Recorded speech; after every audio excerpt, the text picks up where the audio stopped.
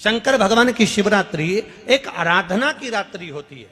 हमने पहले भी कथाओं में कहा, हर महीने शिवरात्रि आती है, प्रत्येक महीने शिवरात्रि पड़ती है, और प्रत्येक महीने की शिवरात्रि पर अगर आपसे बन सके, आप दुनिया में अगर आपके पास में लोग कहें कि ये बहुत गरीब व्यक्ति है, बहुत साधारण व्यक्ति है, इसके पास धन नहीं है, वैभव नहीं है, सत्ता नहीं है, इसके पास खुद का मकान नहीं है, इसके पास खुद की प्रॉपर्टी नहीं है, इसके पास खुद की दुकान नहीं है, दूसरे के यहाँ काम करता है, इसके पास कुछ भी नहीं है, हम उनसे कहेंगे 12 महीने शिवरात्रि आती है, 5 जगह पर चढ़ाई हुई बेलपत्र, आप एक वर्ष 12 शिवरात्रि का एक नियम ले लो, 5 जगह पर बेलपत्र समर्पित करना सीख जाओ। एक बेलपत्र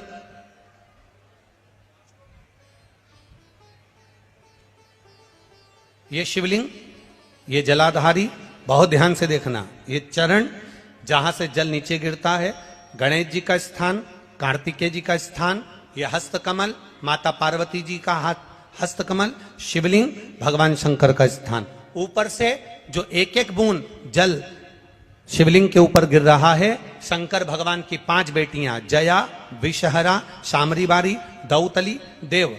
बीच में जो एक मोटी सी लाइन है वो शंकर भगवान की छोटी लड़की, क्या नाम है? अशोक सुंदरी। ये पूरे शिवलिंग का वर्णन।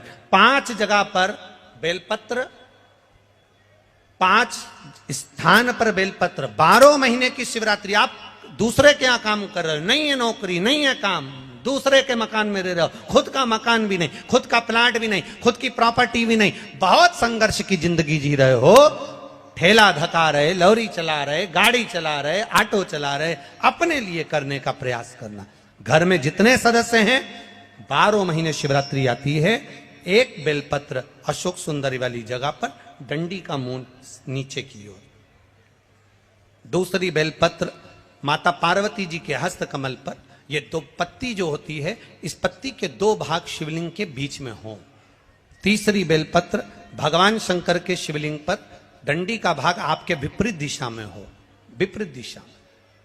चौथी बेलपत्र भगवान शंकर का जहां से जल बहकर जाता है, जमीन पर जो जल बहता है, जमीन पे से जो जल बहकर जाता है, चौथी बेलपत्र उस जमीन के जल पर जहां से वो पानी बहकर जा रहा है, पूरे शिवलिंग को छोड़कर जहां से पानी जमीन पर बहकर जा रहा है उस स्थान पर। और 5वीं बेलपत्र नंदी का जो पांव ऊपर उठा हुआ है, उस पांव के पास में 5वीं बेलपत्र समर्पित करना।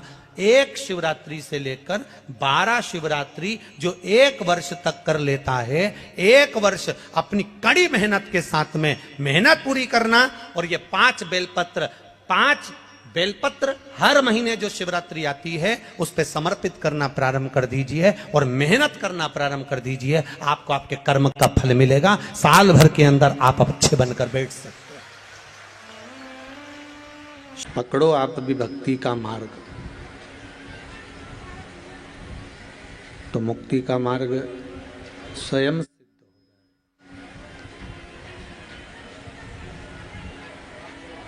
उस मुक्ति के मार्ग को सिद्ध करने की जरूरत पड़ेगी ही नहीं।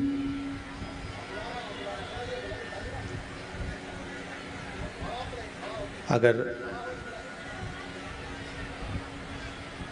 भक्ति के पथ पर जीव चलता रहे, भक्ति के पथ पर अग्रण्य बना रहे, भक्ति के पथ पर आगे बढ़ता रहे, तो मुक्ति का जो पथ है, मुक्ति का जो मार्ग है, वो स्वतः ही प्राप्त हो जाए।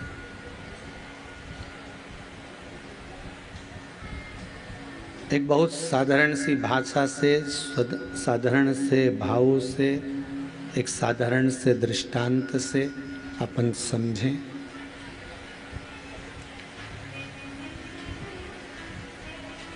खीर बनाने में 3 चीजों का प्रयोग है।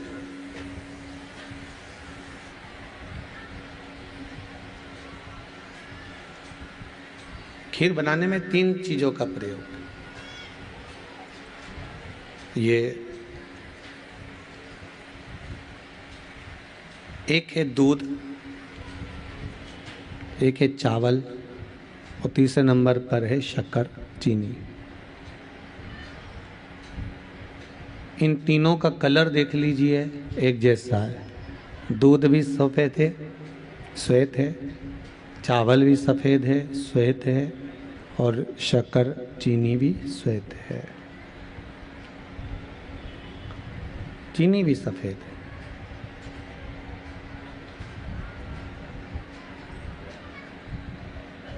अब इसमें चावल का कलर कोई दूसरा हुआ क्या? बोलो, जम के बोलो जरा। नहीं हुआ ना, सफ़ेद ही है, श्वेत ही है। दूध का कलर भी चेंज नहीं है, वो भी सफ़ेद है, श्वेत ही है।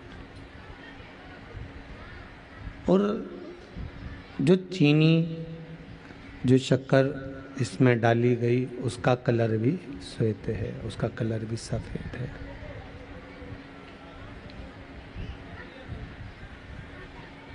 तीनों में कोई भेद नहीं है महाराज, तीनों श्वेत है। अब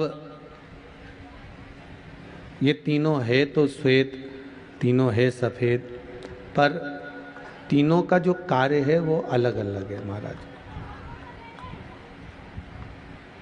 तीनों का कार्य अलग अलग है। तीनों अपनी अपनी जगह पर अपना अपना कार्य में लगे हुए हैं।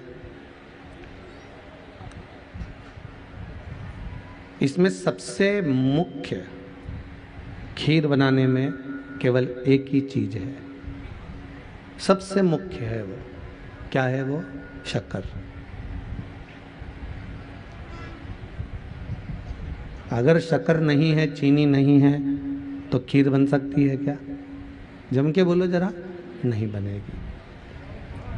उसमें सबसे ज़्यादा मुख्य, सबसे ज़्यादा प्रबल, सबसे ज़्यादा जरूरी है, तो उसमें शक्कर जरूरी है, चीनी जरूरी है। अगर चीनी है, शक्कर है, तो फिर खीर बनने में आपको कोई परेशानी नहीं होगी, कोई प्रॉब्लम नहीं होगी।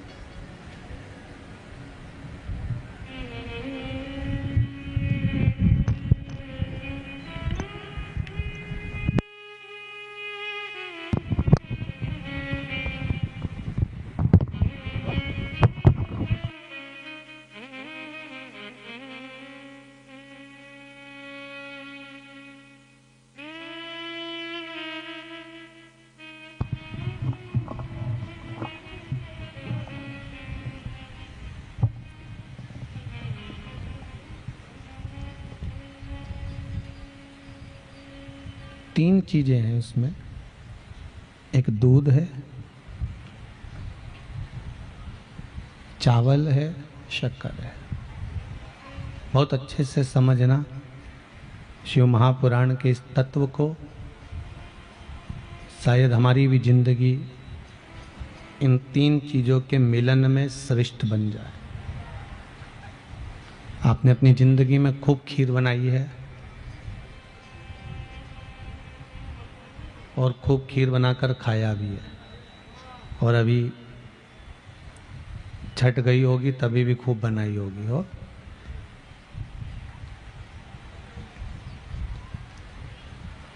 तीन चीजों का मिलन है इसमें। एक दूध, एक चावल, एक शक्कर। अब इन तीन चीजों में, खीर बनाने में तीन चीजें लगी हैं, और तीनों का अगर तत्व देखा जाए, तीनों का स्वरूप देखा जाए, तो अलग अलग है।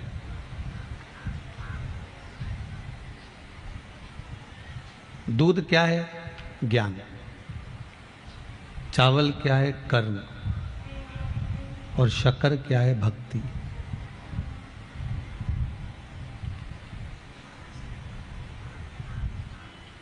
इसमें चावल की भी कोई महत्वता इतनी विशेष नहीं है। तुम चावल की जगह सेवैयां की भी खीर बना सकते हो। तुम चावल की जगह पर मखाना डालकर खीर बना सकते हो। तुम चावल की जगह साबूदाना डालकर खीर बना सकते हो। तुम चावल की जगह मोरधान डालकर खीर बना सकते हो। इसमें चावल की इतनी विशेष महत्वता नहीं है, पर ज़्यादा महत्वता अगर किसी चीज़ की है तो वो शक्कर की है, क्योंकि अगर दूध रग भी दिया और दूध तुमने उकाल भी लिया और दूध को तुमने तपा भी लिया, अग्नि में गर्म भी कर लिया, पर वो दूध साधारण रहेगा जब तक उसमें शक्कर ना रहेगी। और दूध में आप चाहे साबूदाना डालकर उकाल लो, चाहे मोरधन डालकर उकाल लो, चाहे आप सिमैया डालकर उकाल लो, चाहे आप उसमें मखाना डालकर उकाल लो, पर उसमें स्वाद नहीं आ सकता, उसमें स्वाद का क्रम नहीं रह सकता। स्वाद का क्रम कब आएगा? जब उसमें चीनी डलेगी, शक्कर डलेगी। शिव महापुराण की कथा भी यही कहती है।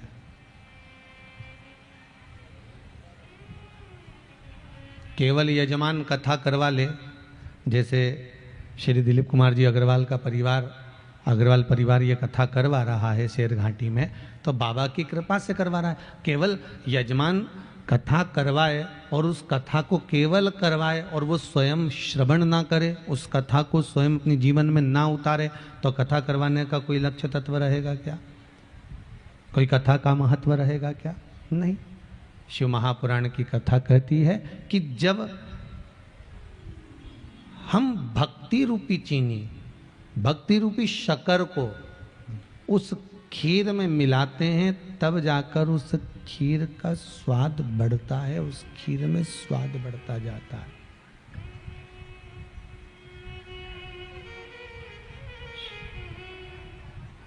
आप किसी भी कर्म को कर रहे हो,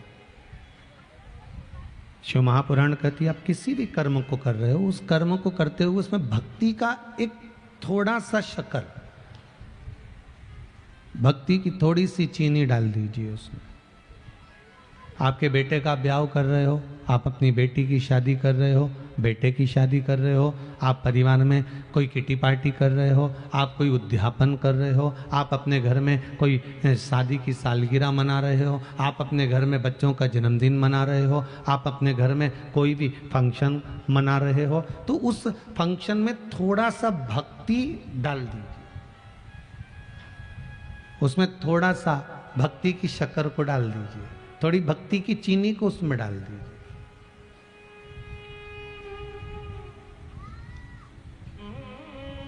और जब आप भक्ति की चीनी को उसमें डालेंगे ना, तो उसका एक स्वाद बढ़ जाएगा,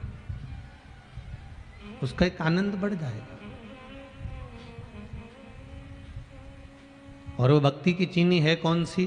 तो कहा कि धर्म रूपी, सत्कर्म रूपी, सत्संग रूपी, स्मरण रूपी, नाम जाप रूपी, नाम स्मरण रूपी चीनी शक्कर उसमें डले तो उसका स्वाद है,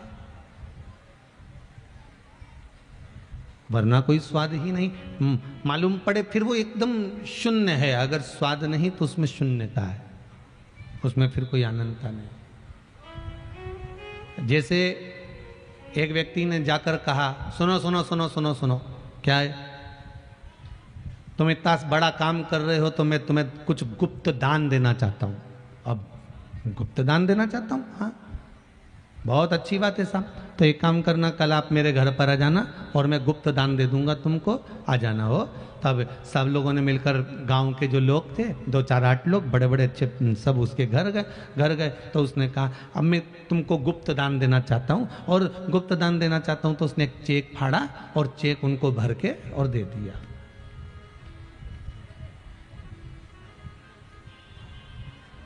कहीं मेरा नाम मत लेना, कहीं मेरा नाम नहीं आना चाहिए।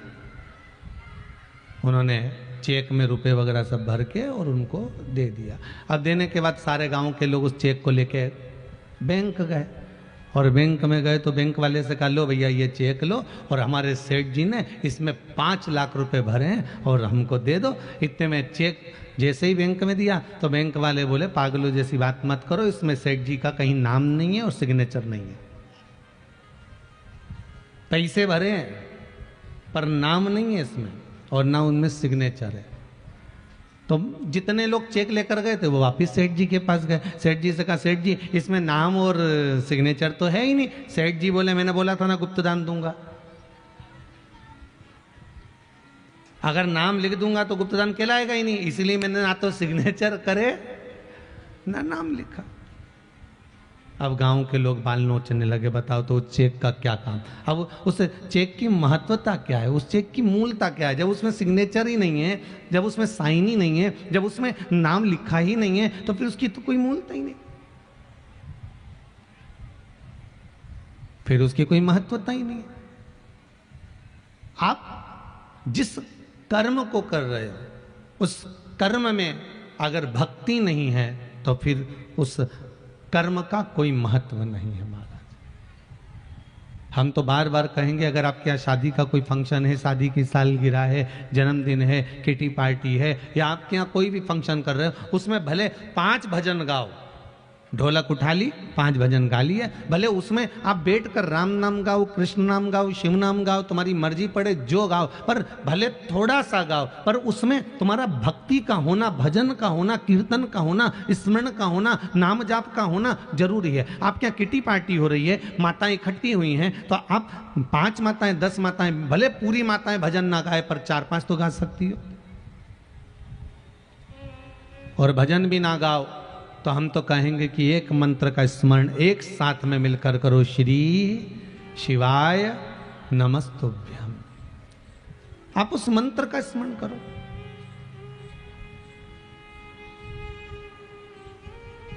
तुम्हारी मर्जी पड़े थोड़ी देर, 5 मिनट, 10 मिनट, 4 मिनट, जितना बन सकता है उतनी देर। आप क्या मालूम है कि शादी में समय नहीं मिलता गुरुजी, आपको तो मालूम है हमारे यहाँ फंक्शन रहते हैं, कार्यक्रम रहते हैं, समय नहीं मिलता। ना मिले थोड़ी देर तो भजन कर सकते हो।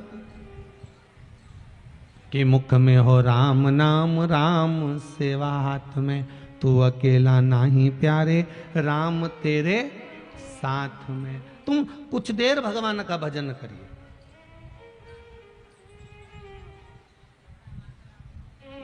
और जब आप भगवान की भक्ति में कुछ देर डूब जाओगे, भगवान की भक्ति में थोड़ी देर समाहित हो जाओगे, भक्ति रूपी शक्कर को जब आप खीर में डाल दोगे तो उसका स्वाद, उसका आनंद अपने आप बढ़ जाता है महाराज। क्यों ना बढ़ेगा? कि भजन भोले बाबा का करते रहोगे तो संसार सागर से तरते रहोगे। बस ये भगवान की भक्ति का एक सार तत्व हमारे जीवन में अगर उतर गया, भगवान की भक्ति का एक मूल तत्व हमारे जीवन में उतर गया, तो जीवन तो यूं ही सार्थक हो गया। तुम्हारी कमाई का उत्तराधिकारी 1 की जगह 10 हो सकते हैं। तुम्हारी प्रॉपर्टी का उत्तराधिकारी 1 की जगह 10 हो सकते हैं। तुमने जो कमाया उसका उत्तराधिकारी 1 की जगह 10 हो सकते हैं, पर तुम्हारे कर्म का उत्तराधिकारी कोई दूसरा नहीं होगा। तुम्हारे कर्म का उत्तराधिकारी तुम्हें स्वयं को बनना पड़ेगा। तुम्हारे कर्म का भोग तुम्हें स्वयं को भोगना पड़ेगा। चाहे तुम सत्य की जीवन निकालो, चाहे असत्य का निकालो। तुमने जो कमाया, उस कमाई का, उस प्रॉपर्टी का, उस मकान का, उस जमीन का, उस दुकान का, उस जायदाद का उत्तराधिकारी 1 की जगह 10 हो सकते हैं, पर तुम्हारे कर्म का उत्तराधिकारी कोई भी नहीं हो सकता। तुम्हारे कर्म को तुम्हें स्वयं भोगना है। कौन भोगेगा इसके सिवा?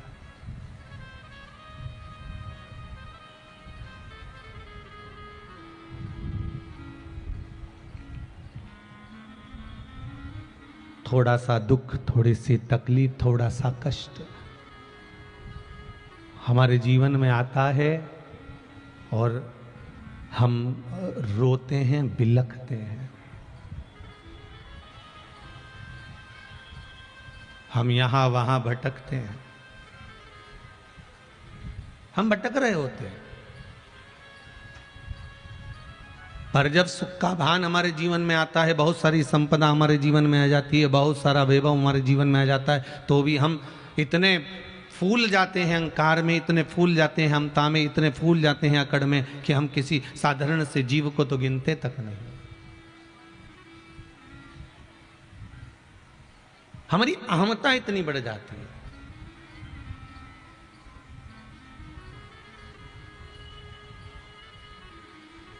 शिव महापुराण की कथा कहती है,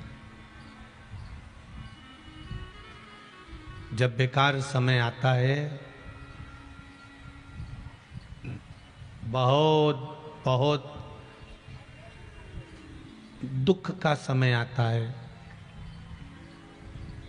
बहुत कष्ट का समय आता है तो घर में रखा हुआ जितना सोना है, जितने आभूषण हैं, जितना स्वर्ण है, वो भी दुकान पर चले जाता है। बोलो सही है कि गलत है? जम के बोलो जरा, सही है ना? जब कष्ट आता है, दुख आता है, तकलीफ आती है, तो घर में रखे हुए सोने को दुकान पर ले जाया जाता है। दुकान पर लेकर जाते हो किस लिए? ये दुकान में दे दूंगा, ये सोने की दुकान पर दे दूंगा, थोड़ा सा धन मिलेगा, मैं घर में गुजारा कर लूंगा। जब कष्ट आया तो सोने को, रखे हुए सोने को दुकान तक लेकर गए हो, तो शिव महापुराण की कथा कहती है इतनी समझ हर व्यक्ति में होती है कि कष्ट आने पर सोना दुकान पर चले जाता है, तो कष्ट आने पर मनुष्य भगवान तक क्यों नहीं जाता है? कष्ट आए तो भगवान तक जाओ ना। कष्ट आया तो सोना दुकान पर गया, थोड़ा सा पैसा मिल गया, 8, 15 दिन, 20 दिन, 50 दिन, 25 दिन, 30 दिन निकल गए। तो कष्ट आया तो घर में रखा हुआ सोना दुकान पर पहुंच गया। तो कष्ट आने पर आप भी तो परमात्मा के दरवाजे जा सकते हो। कष्ट आने पर सोना दुकान पर बाद में जाए, उससे पहले तुम शंकर की शरण में चले जाओ। किसी एकांत में जो शिव मंदिर हो उसमें जाकर झाड़ू लगाओ, बुआरी लगाओ, पोछा लगाओ, शिव जी का स्नान कराओ। नहीं है तुम्हारे पास में बेलपत्री, दूसरी पत्तियों को तोड़कर शंकर जी पे चढ़ाओ, पुष्प चढ़ाओ, शंकर जी की आराधना करो। कुछ भी नहीं है, झाड़ू और पोछा लगाकर शंकर का स्नान करा कर जाओ। थोड़ी देर बैठकर एकांत में शिव से अपने मन की बात कहना प्रारंभ कर दो। देखो दुकान पर सोना ले जाने की जरूरत नहीं पड़ेगी। दुख में, कष्ट में अपने शरीर को लेकर भगवान तक पहुंचिए और मन को शिव में लगा दीजिए, अपने आप कार्य सफल हो जाएगा, अपने आप हो जाएगा।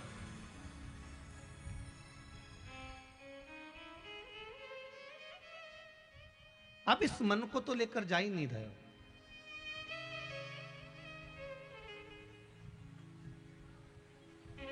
आप इस मन को परमात्मा तक लेकर तो पहुंच ही नहीं रहे। आप इस मन को भगवान तक तो लेकर जा ही नहीं रहे हो। जो मन भगवान के पास में लेकर जाता है, भगवान उसको खाली कभी नहीं छोड़ता, कभी नहीं।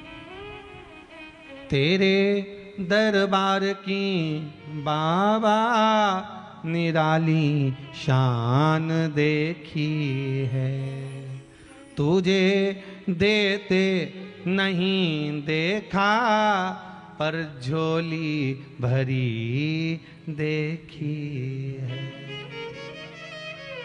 कष्ट आए, सोना दुकान पर जाए, उससे पहले आप शंकर की शरण में चले जाओ। आप उसके चरणों में जाकर निवेदन करो, विनय करो, विनती करो, हम तेरी शरण में आए हैं। शंकर है त्रिकालदर्शी है, कैलाशी है, अविनाशी।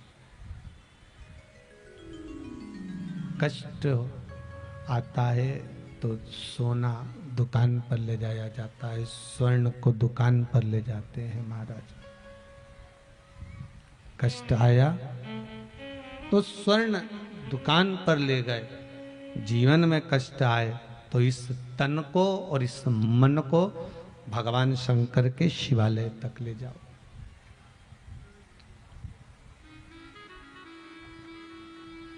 भगवान शिव के दरवाजे तक ले जाओ। हम तो यहां तक कहेंगे शिव महापुराण के अंतर्गत, अगर आप स्वीकार करें तो बहुत अच्छी बात है, ना करें वो आपकी मर्जी। हम तो कहेंगे कि जीवन में अगर जरा सी भी तकलीफ आए ना, जरा सा भी कष्ट, जरा सा भी बीमारी, जरा सा रोग, जरा सा दुख, जरा सी तकलीफ आए, दुनिया के पास में पहले बाद में जाना, आप पहले शिव के पास जाना, आप पहले शंकर के पास जाइए। अगर जीवन में थोड़ा सा भी दुख है, तकलीफ है, कष्ट है, रोग है, बीमारी है, दुनिया के लोग कितना भी टॉर्चर कर रहे हैं, दुनिया के लोग कितना भी दुख दे रहे हैं, आप सब जगह बाद में जाना, पहले शंकर के पास जाकर हाथ जोड़कर कहना, भोला सब दुख काटो, शिव शंकर जपूं तेरी माला, भोला सब दुख काटो म्हारा। सब जगह बाद में जाना, पहले शिव की शरण में जाना।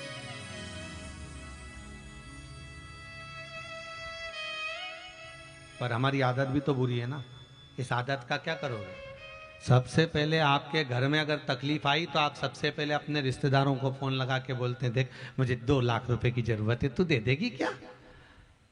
आज का जमाना इतना विचित्र है कि दुनिया फोन लगा के बात भी करती है तो टेंशन में लोग आ जाते हैं कहीं कुछ मांग ना ले।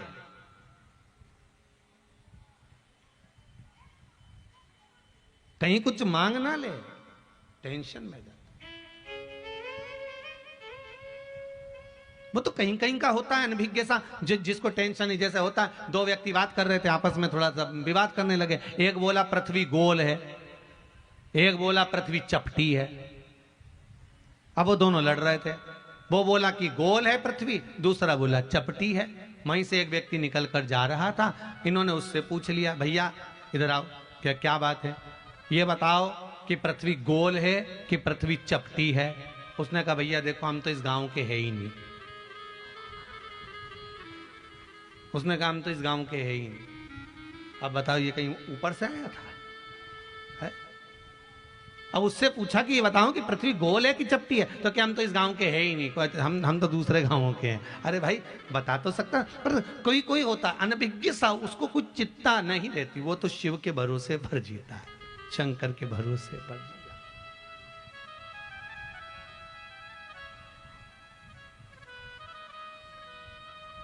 शिव के भरोसे पर जो है महाराज, उसको जीवन में कभी दुख, जीवन में कभी तकलीफ, जीवन में कभी कष्ट नहीं आ सकता। जो शिव के भरोसे पर। आशा एक राम जी से दूजी आशा छोड़ दे, नाता एक राम जी से दूजा नाता तोड़ दे। साधु संगे राम रंगे अंग अंग रंगिए, जाई विधि राखे भोला ताई विधि रहिए। जहां जैसा मेरा भगवान रखे, राम रखे, मेरा श्याम रखे, मेरा कृष्ण रखे, मेरा शंभु रखे, उस भाव में हमें रहना है, उस भाव में हमको रहना सीखना है। और जिस दिन हम शिव के भरोसे पर हो गए, जिस दिन हम शंकर के भरोसे पर हो गए, जिस दिन हम शंकर के अनुकूल हो गए, शंकर के भाव में जीना चालू कर दिया, उस दिन हमारा जीवन सार्थक हो गया। आया एक पत्र में, देखो, सेवन प्रसाद जी चतरा, निकिता देवी चतरा, झारखंड से आए आप।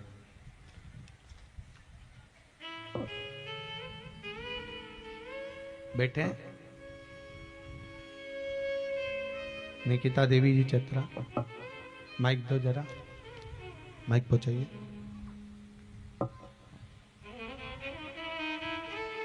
आपने लिखा है दीदी,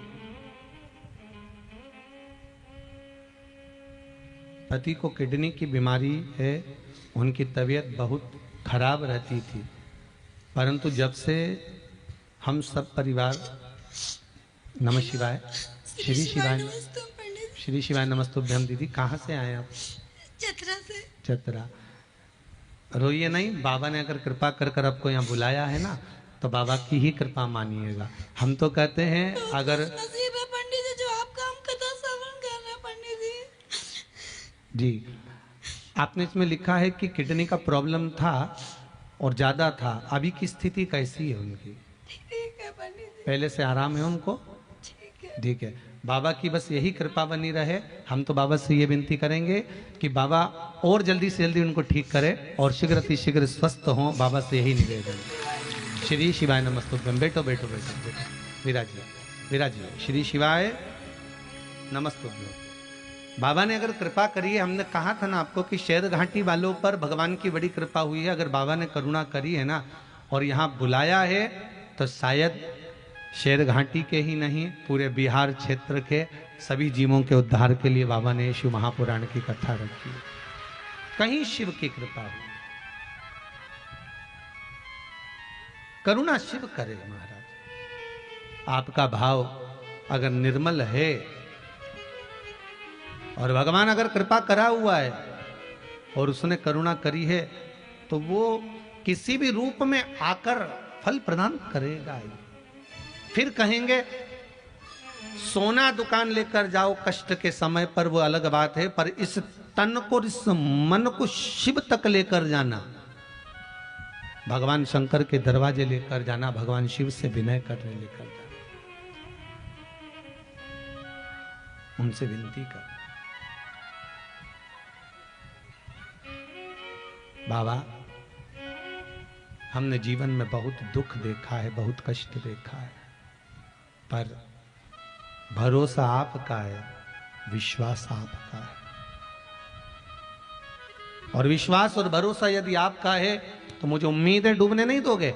जैसे माता जगत जननी पार्वती जी ने तप करा, साधना करी, बाल्यावस्था से, छोटी सी अवस्था में देवऋषि नारद सामने से आकर भगवान श्री हिमालय राज जी ने पूछ लिया देवऋषि नारद से, अरे नारद जी आप आए हो, मेरी बेटी का भाग्य बता दीजिए, मेरी बेटी की किस्मत क्या बोल रही है, मेरी बेटी का भाग्य क्या बोल रहा है, मेरी बेटी का भाग्य क्या कहता है, जरा बता दीजिए। देवऋषि नारद छोटी सी कन्या को देखकर, पार्वती जी को देखकर उनका भाग्य बताने लगे। छोटी सी कन्या का स्वरूप देखकर, छोटी सी कन्या का रूप देखकर देवऋषि नारद उनका भाग्य बता रहे हैं, उनके भाग्य का निर्माण कर रहे हैं, उनके भाग्य का वर्णन कर रहे हैं कि आपकी जो बेटी है, आपकी जो पुत्री है, उसका स्वरूप ये होगा, उसका आने वाला समय ऐसा होगा, उसके आने वाले समय का क्रम यह होगा।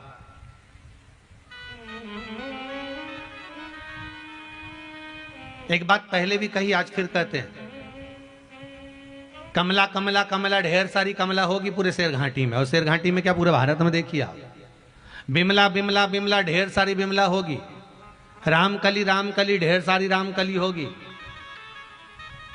भेरू भेरू, ढेर सारा भेरू होगा। बोलो है कि नहीं सही बात?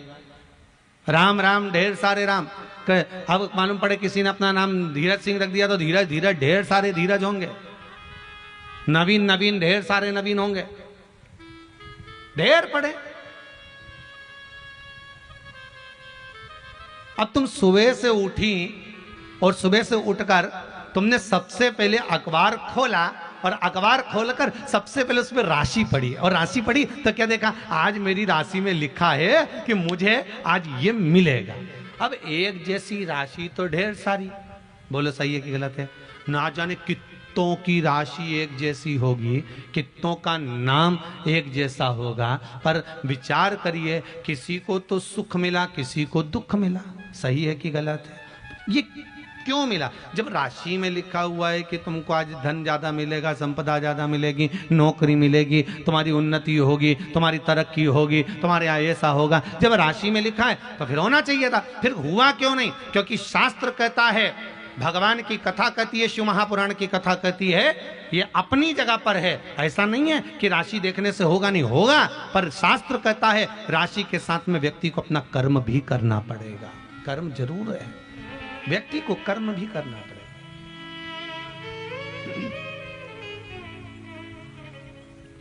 और जब तक आप कर्म नहीं करोगे, जब तक कर्म की ओर अग्रणी नहीं होगे, तब तक फल कैसे मिले? फल मिले तो फिर मिले कैसे? काम करते रहो, नाम जपते रहो, पार कर देगा वो भी कभी ना कभी। तुम कर्म तो करो, कर्म करते नहीं और विचार करो कि मुझे बस फल मिलना चाहिए। आज के ज़माने में दुनिया के लोग बहुत चतुर हैं, सोचे मैं काम कुछ नहीं करूं, कहीं का ऐसा महाराज मिल जाए, कहीं का ऐसा पंडित जी मिल जाए, कहीं का ऐसा महाराज मिल जाए, ऐसी विद्या करने वाला मिल जाए कि बस ऐसी भभूति घुमाए और नीचे से हंडा सोने का निकलता जाए। आज के ज़माने में तो लोग इस तुक में लगे कि कहीं का ऐसा महाराज मिल जाए जो ताली बजा से सोने के हंडे निकाल कर दे दे, कहीं से ताली बजाए और जमीन में से हंडे निकलते जाए। तो ऐसे महाराज कहीं मिल जाए तो हमको भी बता देना रे दादा, हमें भी बोल देना कि वहां पर सोने के हंडे निकल रहा है।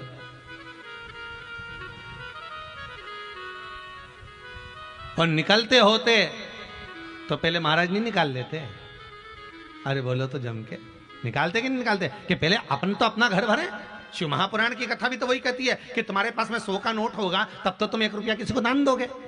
सही है गलत है? कि तुम्हारे पास में 5000 रुपए होंगे तो तुम 50 रुपए दोगे, तुम्हारे पास में 50 लाख रुपए होंगे तब तुम 100 रुपया दोगे, तुम्हारे पास में होगा तो दोगे ना। शिव महापुराण की कथा भी तो ये कहती है कि तुम्हारे पास होगा तो तुम किसी को दोगे कुछ।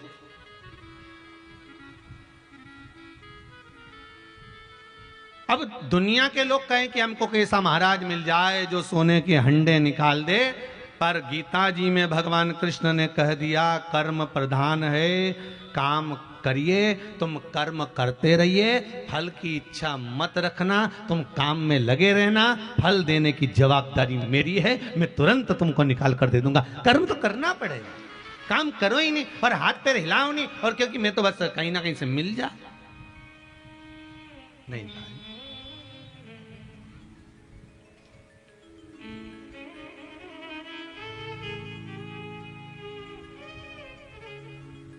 कर्म करना पड़ेगा, बिना बिना कर्म के नहीं हो सकता। आप करो।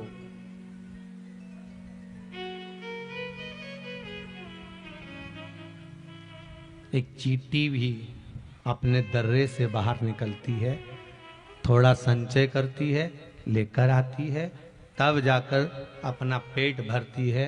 भगवान कृपा करता है और उस चींटी से कहता है कि तो दर्रे से निकलकर इधर जाना, यहाँ जाएगी, तेरे को कुछ मिलेगा, तू लेकर आना पाना। भगवान चींटी से भी करा है कि थोड़ा थोड़ा कर्म करते हुए चलोगे तो जीवन की सार्थकता बनती चली जाएगी, थोड़ा थोड़ा कर्म करते हुए चलोगे तो जीवन का आनंद प्राप्त होता चले जाएगा। हम कर्म ना करें और विचार कर कर बैठ जाए कि भगवान हमको दे देगा, भगवान की जवाबदारी है, उसको तो देना है, पर भगवान कहते हैं कि कर्म कर कर आगे बढ़ेगा तो थोड़ा ज्यादा प्राप्त हो जाएगा, कर्म कर कर आगे बढ़ेगा तो थोड़ा अधिकता में प्राप्त हो जाएगा। भगवान देगा, देने में कोई कमी नहीं उसकी। माता पार्वती जी का भाग्य देवऋषि नारद बता रहे हैं।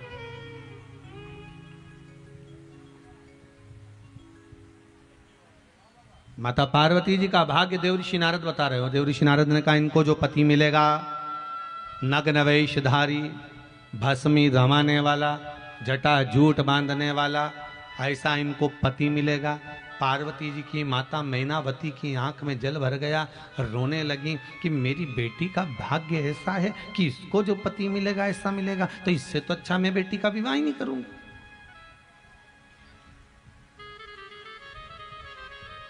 इससे तो मैं बेटी का विवाह ना करूं।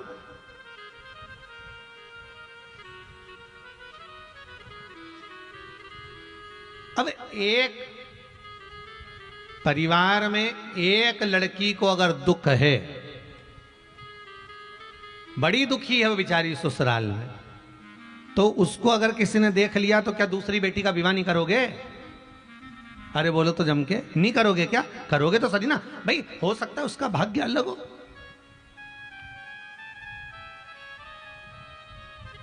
और जिसके भाग्य में जो लिखा है वो तो होना ही है महाराज। जन्म, मरण और परण, परण मतलब शादी, जन्म, मरण, मृत्यु और परण शादी, ये तीन मेरे देवाधिदेव महादेव के हाथ में है। जन्म मेरे महादेव के हाथ में, मरण मेरे महादेव के हाथ में और परण मेरे महादेव के हाथ में।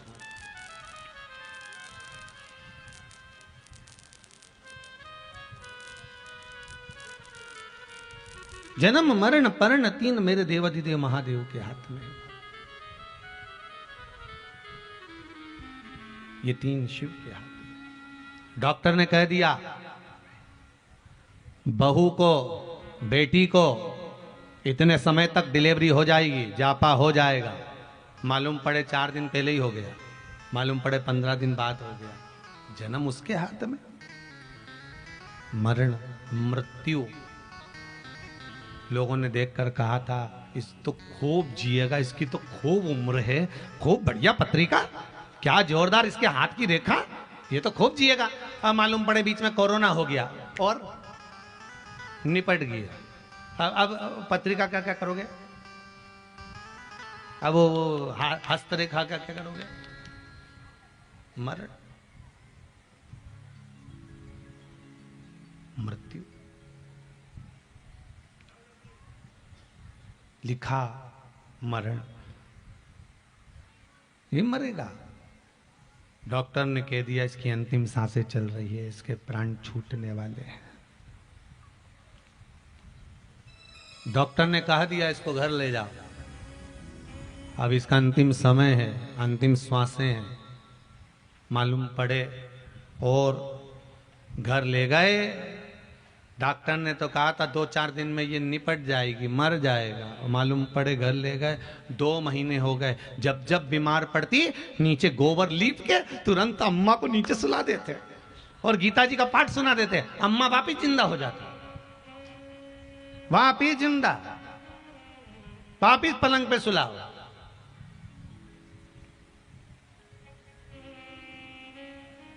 फिर अम्मा बीमार पड़ी, फिर नीचे सुला दिया, फिर जिंदा।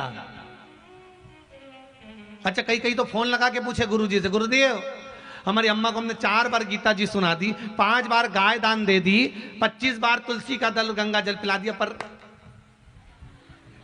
नहीं जा रही।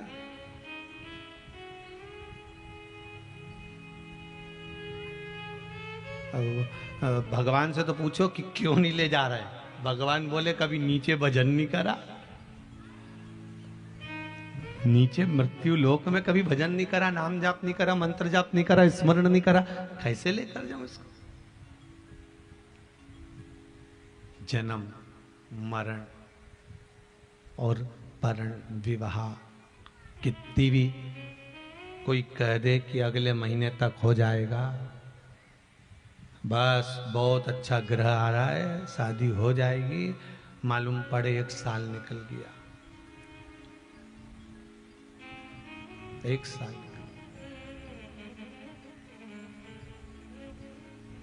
जन्म मरण परण।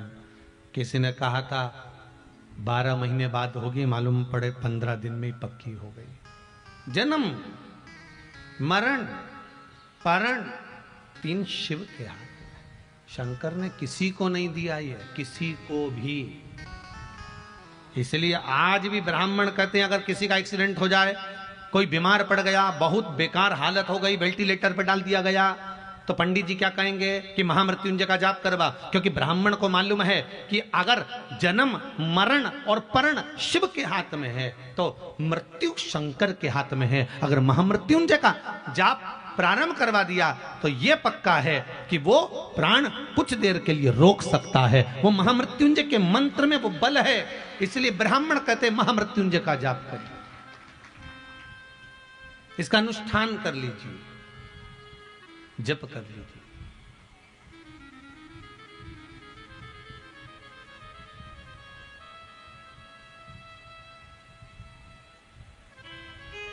उस जप को धारण कर लीजिए। पर एक बात आपसे हम कहना चाहेंगे, थोड़ा सा भले आपको बुरा लगे चाहे भला लगे, जितने श्रोता टीवी के माध्यम से सुन रहे हो, आस्था के माध्यम से सुन रहे हो, चाहे फेसबुक यूट्यूब पर श्रवण कर रहे हो, सबसे हमारा एक ही निवेदन है, इस बात को ध्यान में रखना कि आज के समय में एक नया फैशन निकल गया है कि मोबाइल में महामृत्युंजय मंत्र डाल लिया जाता है और चलते फिरते खाते पीते महामृत्युंजय मंत्र बजता रहता। या गायत्री मंत्र आपने अपने मोबाइल में डाल लिया, हनुमान चालीसा आपने अपने मोबाइल में डाल ली, चलते फिरते खाते पीते आप वो जप रहे हैं। पर शिव महापुराण की कथा कहती है महामृत्युंजय वो मंत्र है जिस मंत्र के बल पर स्वयं भगवान शंकर सामने आकर खड़े हो जाते हैं मृत्यु को जीतने के लिए। और उस मंत्र को आप गलत काम कर रहे हो, उसमें भी बज रहा है, रिंगटोन में चालू कर दिया है, मालूम पड़े सोच कर्म के लिए बैठे हो, कहीं वॉशरूम में गए हो, कहीं मुंह धो रहे हो, कुल्ला कर रहे हो, गलत किसी से झूठ बोल रहे हो, बात कर रहे हो और वो मंत्र तुम्हारे मोबाइल में बज रहा है, उसका दोष तुमको सहन करना पड़ेगा, उसका कष्ट तुमको सहना पड़ेगा, कोई दूसरा नहीं सहेगा। मंत्र का प्रयोग, मंत्र का उपयोग आप करो, मना नहीं है, परंतु उस मंत्र का प्रयोग जब आपको लगे कि मुझे इस मंत्र की जरूरत है तब उस मंत्र को छोड़ा जाए। भगवान राम के उस तर्कस के अंदर कितने बाण थे, पर भगवान ने समय समय पर छोड़े कि हाँ अब इस बाण की जरूरत है, छोड़ दिया जाए, अब इसकी जरूरत है, छोड़ दिया जाए, अब इसकी जरूरत है, छोड़ दिया जाए। लक्ष्मण जी ने बार बार भगवान राम से कहा 1 मिनट में निपटा दो इस रावण को। भगवान कहते नहीं, पहले छोटे छोटे बाण छोड़े जाएंगे। डॉक्टर भी अगर टेबलेट देता है, डॉक्टर भी दवाई देता है, तो पहले छोटी छोटी देता है कि हाँ ये काम कर जाएगी, ये काम कर जाएगी, ये काम कर जाएगी। जब इतने mg की काम नहीं करती, 60 mg 70 mg 200 mg की काम ना करे, फिर 500 mg पर पहुंचता है कि हाँ अब ये दवाई काम करेगी। 500 से फिर आगे बढ़ेगा, 550 mg की, 600 mg की भेजे।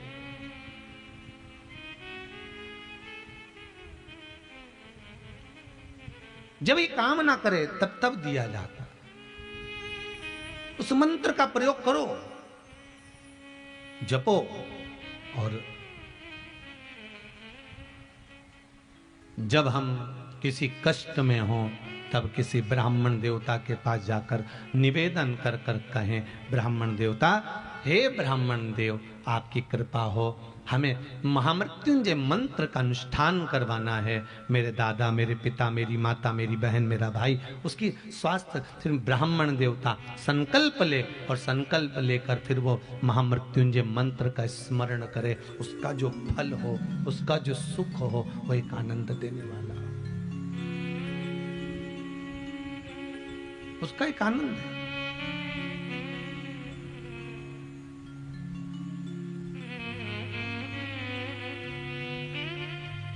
जीवन की शरणागति का पथ है।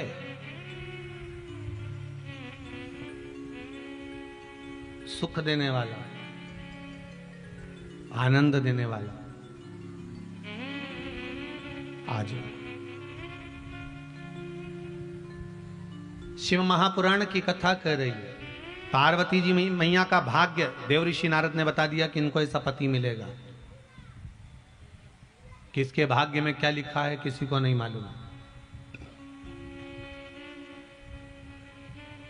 एक पत्नी ने अपने पति से कहा, सुनो तुम मां बैठ कर सारी दुनिया के लोगों को इतना इतना पैसा दान देते हो, तुम्हारी बेटी दुखी है, तुम्हारी बेटी का भाग्य में कुछ नहीं लिखा। उसका पति बेचारा कुछ नहीं करता, रोता रहता दिन भर बैठकर, मेरी बेटी रोती रहती है। तुम दुनिया भर में इतनी कथा सत्संग करा रहे हो, अपनी बेटी को थोड़ा दान नहीं कर सकते? थोड़ा बहुत पैसा अपनी बेटी को दे दो। पति बड़ा विद्वान था। पति ने अपनी पत्नी से कहा, फालतू बात मत करना, मेरी बेटी का भाग्य अच्छा नहीं है इसलिए नहीं दूंगा। तो इतने में पत्नी ने कहा, तुम क्या भाग्य विधाता हो जो तुम कह रहे हो कि मेरी बेटी का भाग्य अच्छा नहीं है? तुमने उसका भाग्य लिखा है क्या? इतने में पति ने कहा, अगर बेटी का भाग्य अच्छा होता तो इतने करोड़पति के घर में दी थी मैंने बेटी को, और मालूम पड़े रोड़पति में हो गई। करोड़ों का धन देख कर दिया था, बड़ा बंगला देख कर दिया था, परिवार देख कर दिया था, पति सर्विस कर रहा था, नौकरी कर रहा था, सब कुछ देखकर मैंने बेटी को ब्याया था। उसके बाद बेटी दुखी क्यों हुई? अगर भाग्य अच्छा होता तो दुख क्यों होता? इतने में पत्नी ने कहा, फालतू बात मत करो, मैं बेटी को दूंगी। तो पति ने कहा, तेरा फर्ज है, तू मां है, दे सकती है, दे, तुझे जितना देना दे। और पत्नी ने आज अपनी बेटी और दामाद को भोजन के लिए बुलाया। बेटी तो नहीं आई, दामाद भोजन करने आया।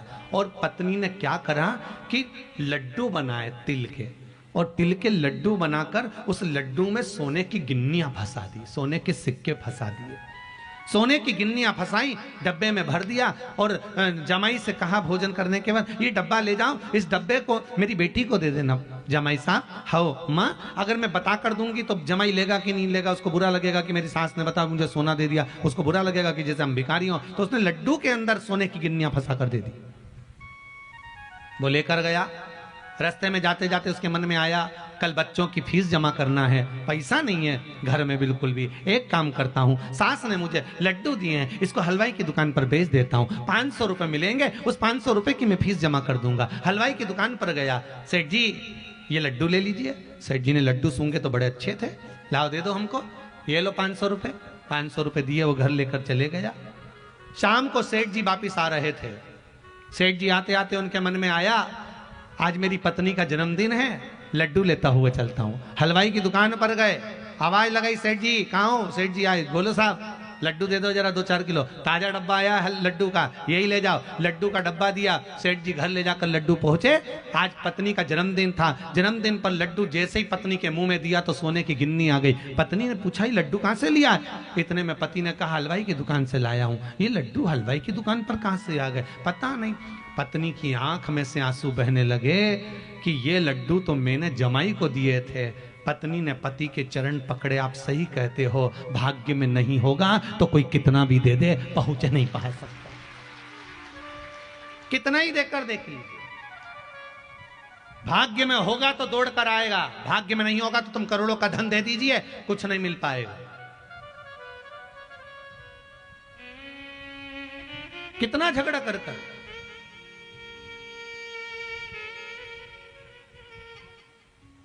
भाग्य में हो क्यों ना मिलेगा। कितने लड़े एक मकान के चक्कर में, भाई भाई लड़े एक मकान के चक्कर में। मेरा है, माँ ने मेरे को दिया था, मम्मी ने मुझे दिया था, पिताजी ने मुझे दिया था, लड़ाई करी, अदालत में बात हुई, सब कुछ करा, विवाद पर विवाद, विवाद पर विवाद हुआ। मकान ले भी लिया, अब उसमें कितने दिन रहे मालूम पड़े परमात्मा ने हाथ पकड़कर खींच लिया तो मकान में कौन रहेगा? कौन? भगवान से कहना भगवान हमें किसी के भाग्य का मत देना, भगवान हमको हमारे भाग्य का देना, इतना देना कि जीवन में एक बार शिव महापुराण की कथा करवाऊं, इतना मुझे दे देना बस। मुझे अपने भाग्य का देना। जैसे आज दिलीप जी अग्रवाल कथा करवा रहे हैं, ऐसी कृपा शेर घाटी पर फिर हो, और भगवान से प्रार्थना करना ऐसा धन मुझे देना। कमाया कमाया कमाया कमाया, आखिरी में छोड़ दिया, और फोटो इतना बड़ा दीवार पे टंग गया, ऐसा कमा कर नहीं छोड़ना। भगवान से कहना ऐसा देना कि जीवन में एक बार शिव महापुराण की कथा मैं भी करवाऊं, अपने जीवन को सार्थक मैं भी बनाऊं। कमाया पतियों ने, मना नहीं, दुकान जमीन जायदाद सब सब कमाया, दुनिया भर की दौलत भी बनाई। किसके काम की? मकान बनाया, उसमें कितने तुम रह रहे हो? इतना बड़ा मकान, और मकान में भी तुम्हारा कमरा इतना बड़ा, उसी में एक पलंग, और उस कमरे में भी तुम्हारी जगह कितनी, पलंग पे भी इतनी जरा सी जगह, उसमें अलमारियां 4-4, तुम्हारे कपड़े रखने की अलमारी कितनी, एक, और एक अलमारी में भी आधी, आधी में तो जगदम्बा की साड़ी, तुम्हारी तो आधी है। कितना कमाया, सब यही छोड़, क्या गया, सब धरा गया। बस एक चीज अपने साथ में जाती है, भगवान का जो भजन करा वो, जो दान करा वो, जो पुण्य करा वो, जो सत्कर्म करा वो, और जो भगवान की कथा को श्रवण किया वो अंतिम समय तक साथ चला जाता। सब छूट गया, बाकी का पड़ा रह गया, सब डरा के। और जो मर मर के चले गए ना, वो भी फोटो में टंगे हुए स्माइल देते हैं अपने को देख देख के। तुम्हारे घर में जितने मरे हुए गए उनका फोटो आज शाम को जाके देखना, मुस्कुराते हुए मिलेंगे। कोई ये सब सिर पे पल्लू डाल के मुस्कुराए, और कोई टोपी मोपी लगा के मुस्कुराए, मुस्कुराते हुए दिखेंगे। और उनके गले में एक प्लास्टिक की माला, वो भी पंखा चले तो माला हिले, और वो फोटो में भी अम्मा इसलिए स्माइल देती है, बेटी हम भी जोड़ जोड़ के मर गए, आखिरी में टंग गए, और तू भी जोड़ जोड़ के मर जाएगी, आखिरी में तू भी टंग जाएगी। यही लाइन से ढेर सारे टंगना। कर लो भजन। कभी कभी अपने अपने पतियों से पूछ लिया करो, किसके लिए कमा रहे हो, इतना धन किसके लिए जोड़ के ला रहे हो, किसके लिए झूठ बोल रहे हो, किसके लिए प्रपंच कर रहे हो? पति कहेगा मैं अपने बच्चों को पढ़ाने के लिए, पति कहेगा मैं अपनी पत्नी के लिए, मैं अपना वैभव बनाने के लिए, अपना नाम चलाने के लिए, अपनी पत्नी और अपने बच्चों के लिए। तो पत्नी ने कभी कहा अपने पति से कि तुम झूठ बोल कर कमाना? आप में से कितनी माताएं बैठी हैं जो अपने पति से कहती हो कि दिन भर झूठ बोलो? कितनी बेटी है जो अपने पति से कहती है कि झूठ बोलकर कमा के लाओ? कितने बच्चे बैठे हैं जो अपने पापा से कहते हैं पिताजी मेरी पढ़ाई के लिए तुम झूठ बोलना, बेईमानी करना, छल करना, प्रपंच करना, कपट करना। ना तो बेटे ने कभी कहा, ना कभी बेटी ने कहा, ना कभी पत्नी ने कहा कि झूठ बोलकर कमाना। उसके बाद भी तुम झूठ छल कपट कर कर कमा रहे हो, तो तुम्हारे ऊपर मरकर व्यक्ति जब ऊपर जाता है, यम की कैद चढ़ता है, वहां जाके रोता है कि मैंने झूठ बोला था पत्नी के लिए, मैंने झूठ बोला था अपने बच्चों के लिए, मुझे अकेले को नरक मत भट डालो, मुझे अकेले को नरक मत पटको। तो यमराज कहते क्या चाहते हो? मेरी पत्नी और बच्चों को भी तो नरक डालो, क्योंकि उनके लिए कमाया था, उनके लिए जोड़ा था, तो पत्नी और बच्चों को भी नरक डालो। तो यमराज कहेगा झूठ किसने बोला? तूने। छल किसने करा? तूने। कपट किसने करा? तूने। बेईमानी किसने करी? तूने। तो भोगेगा भी कौन? तू। इसीलिए फिर निवेदन है, तेरा क्या होगा रे कालिया? कौन भोगेगा? कोई दूसरा भोगने वाला है? भोगना तुमको है।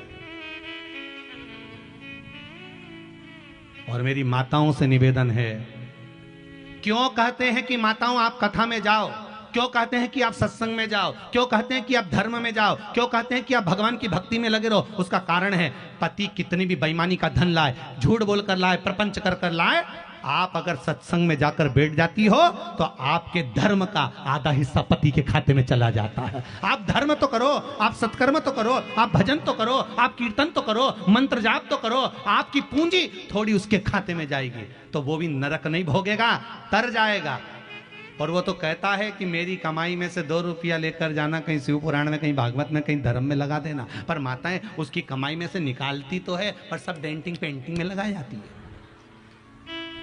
तो काहे का धर्म में लगा है? मुझे तो आज तक एक बात समझ में नहीं आया कि ये 2-3 घंटा भगवान जाने वो ऐसी कुर्सी पे बिठा दें और ऐसी ककड़ी धर दें और यहां से यहां तक पोत पुता के और बिठा दें, और ये 3 घंटा एक जैसी ना हिले ना डुले।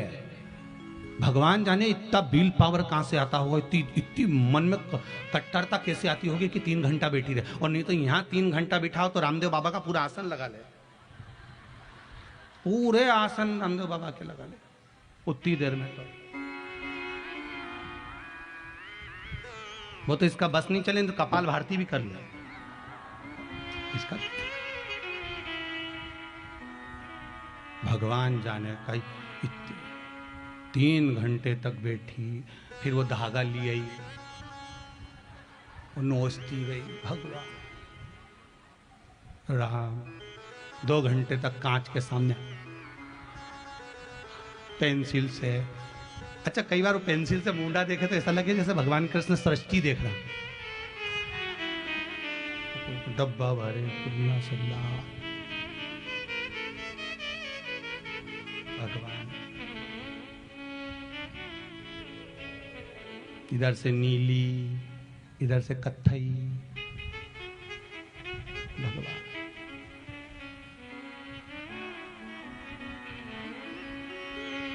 जब ये लोग श्रृंगार करके शादी में जाए नहीं, तब ऐसा लगता है कि शंकर जी की शादी हो रही है, क्योंकि सारी डाकनी, पिशाचनी, चुड़ैल, भूत, भयंकर सब ही दिख रहे, सारे की सारे।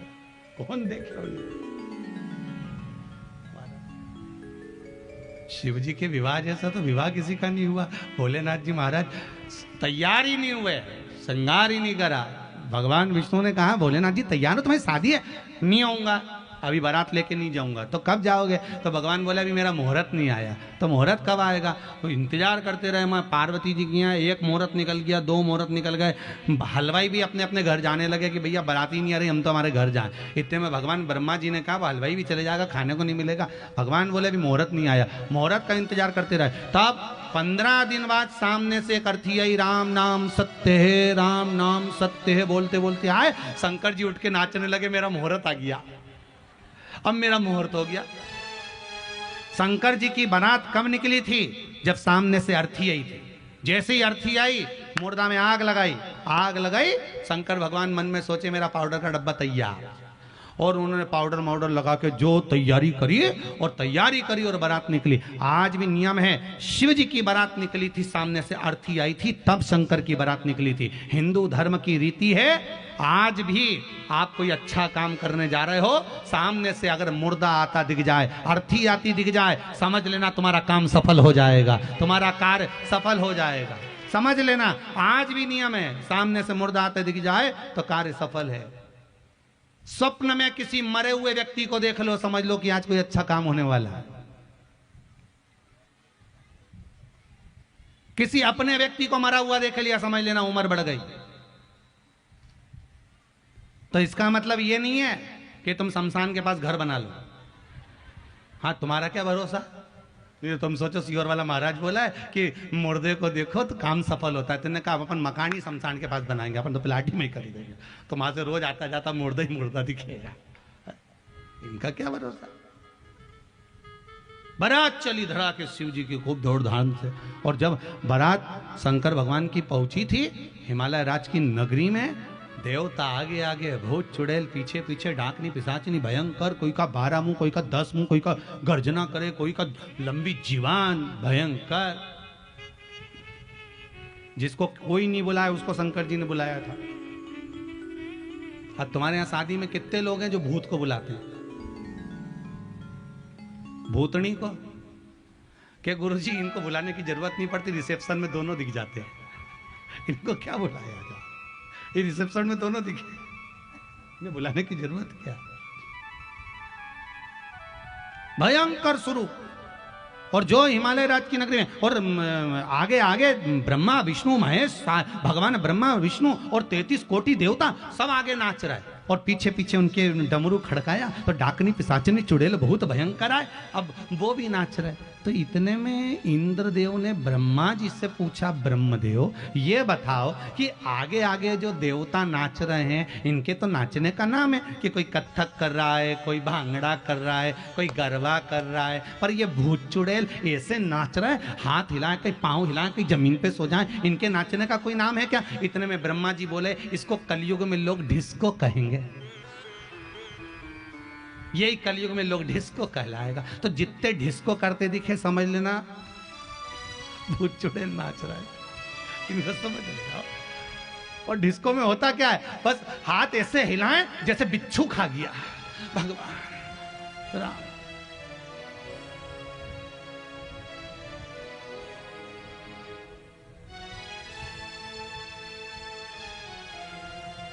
अरे यहां तो ठीक है, हमारे उधर सीहोर के पास में गांव में एक बारात आ गई शहर की, और गांव के अंदर, और एक बाराती जो थे ना वो जमीन पे सो के ऐसे ऐसे करके जमीन पे नाच रहा। तुमने भी देखा होगा, ना जाना कहाँ कहाँ का डांस, वो जमीन पे नाच रहा। तो हमारे एक परिचित थे, तो उनकी माता जी को लगा कि इसको बेचारे को मिर्गी आ गई, तो वो तो जमीन पे सो के नाच रहा, तो वो अंदर से सड़ा हुआ जूता लिया, अब वो सब तो नाचने में लगे, वो जमीन पे ऐसा ऐसा ऐसा ऐसा करे, अब वो अंदर से जाके जूता ला के सुंघा दिया मुंह पे।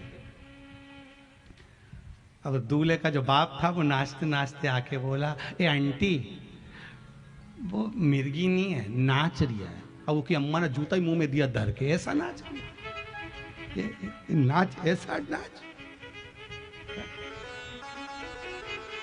ये नाच। बारात पहुंची हिमालय राज के दरवाजे पर, बड़ा एक आनंद था हिमालय राज की, एक आनंद बड़ा समाया हुआ।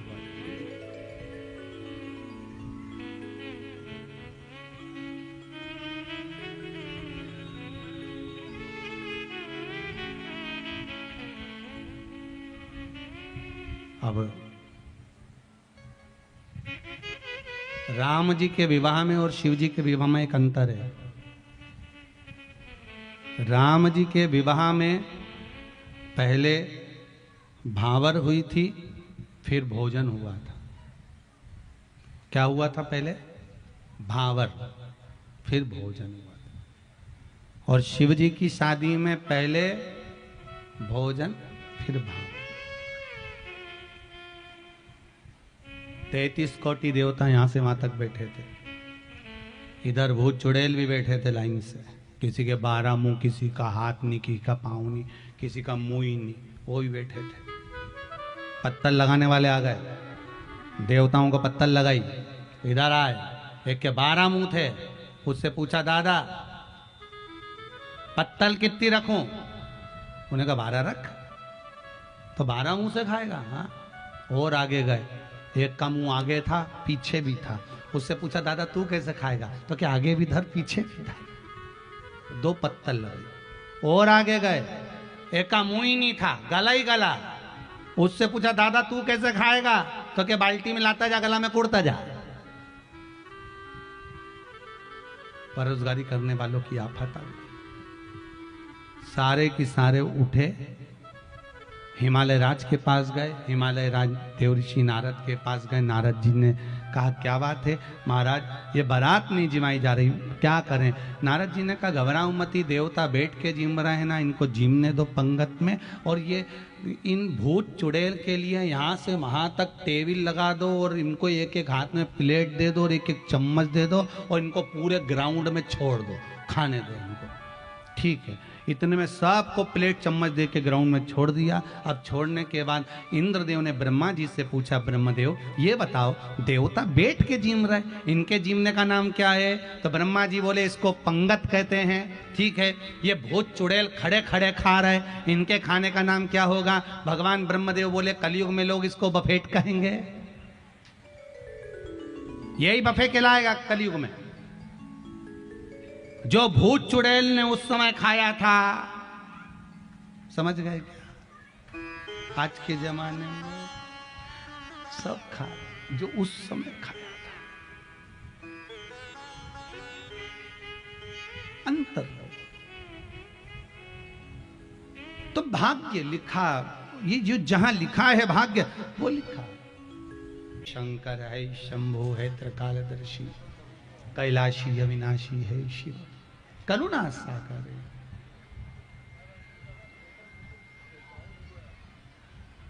शिव को प्राप्त करना महाराज,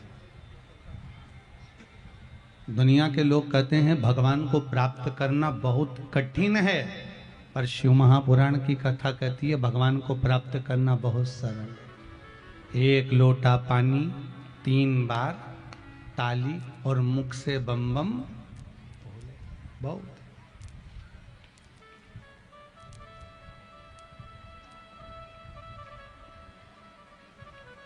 कि दया की न होती जो आदत तुम्हारी, तो सुनी ही रहती अदालत तुम्हारी। गरीबों के दिल में जो जगह तुम न पाते, तो किस दिल में होती इबादत तुम्हारी। हे शंभु, हे शंकर, ओ गढ़दानी, आप कृपालु हो, आप दयालु। अगर आप दया ना करते तो कौन करता? महाराज एक पत्र बड़ा भाव का आया, सुंदर। इन्होंने लिखा है, श्री निर्मला जी अग्रवाल, फुसरो बोकारो से हैं, फुसरो बोकारो से। कहाँ बैठी हैं जरा? एक बीमारी छोड़ की हो गई थी इनको, दिल्ली में भी इनका इलाज करवाया गया जी। श्री शिवाय नमस्तुभ्यं। शिवाय नमस्तुभ्यं जी। कहाँ से? फुसरो से आए हैं? खुसरो से आए हैं सर बाबा, और दिल्ली में इलाज कराए हैं, तो बोल दिया डॉक्टर के 1 महीना के अंदर स्टेन लगाने के लिए। अच्छा। हमले बोले कि नहीं, सारा परिवार हमको बोले कि डलवाना है। हम कहीं नहीं, हम कथा लिए हुए हैं, डलवा लेंगे तो कथा हम कैसे करवाएंगे जी। हमको बाबा से कथा करवाना है, कथा करवा लेंगे तब हम डलवाएंगे। 2 साल हो गया, अभी तक हम नहीं डलवाए। अब जरूरत तो नहीं है, बाबा ने बड़ी कृपा नहीं है, बाकी आगे बाबा से दुआ है कि हम अच्छे बाबा रहें। कृपा करे। बाबा ने अगर इतना निभा दिया है, शिवाय नमस्तुभ्यं। श्री शिवाय नमस्तुभ्यं, तो जरूरत नहीं पड़ेगी। हर हर महा। बाबा की कृपा रहे शिव ओघड़दानी है, त्रिकालदर्शी है, कैलाशी है। आपका विश्वास, आपका भरोसा अगर शिव के प्रति है तो फिर कुछ मत सोचिए। फिर निवेदन करूंगा, एक बार डॉक्टर भी कह देते हैं कि अब हमारे हाथ में नहीं है, अब उसके हाथ में। बोलो सही है? मतलब डॉक्टर को भी मालूम है कि एक बड़ा डॉक्टर और बैठा हुआ है, एक और बैठा, उसको भी ये मालूम है कि अभी ये अब मेरे हाथ में नहीं तो उस परमात्मा के हाथ में। देवऋषि नारद ने कहा इस बेटी का जो भाग्य है ये बड़ा विचित्र है। मैनावती कहती हैं कि मैं बेटी नहीं भी आऊंगा, मैं बेटी नहीं भी आऊंगा।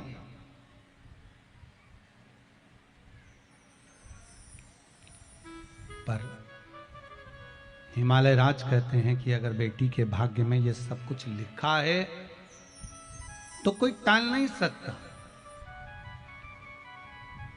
एक निवेदन आप सबसे करेंगे, दुख है ना थोड़ा सा अगर आपके जीवन में, शिव जी को आप जल चढ़ाना चालू कर दीजिए।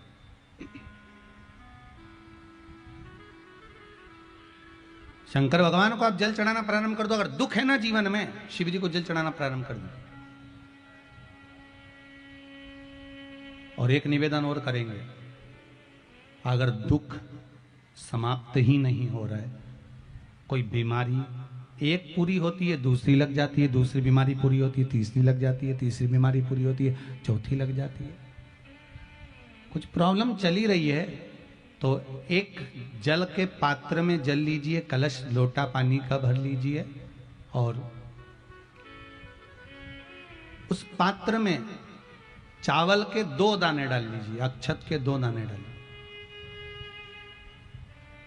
घर में से लेकर जाओ, थोड़ा सा जल बेलपत्री के वृक्ष के नीचे डाल दीजिए, थोड़ा सा जल पीपल के वृक्ष के नीचे डाल दीजिए और थोड़ा सा जल या तो आंवले का पेड़ मिल जाए या शमी का वृक्ष मिल जाए, शमी का वृक्ष मिले या आंवले का वृक्ष मिले, उसके नीचे डाल दीजिए।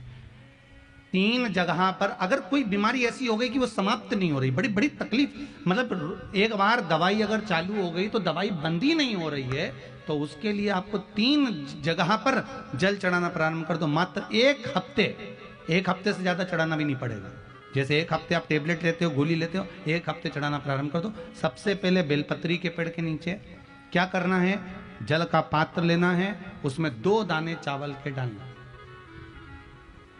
2 दाने अक्षत के डालिए।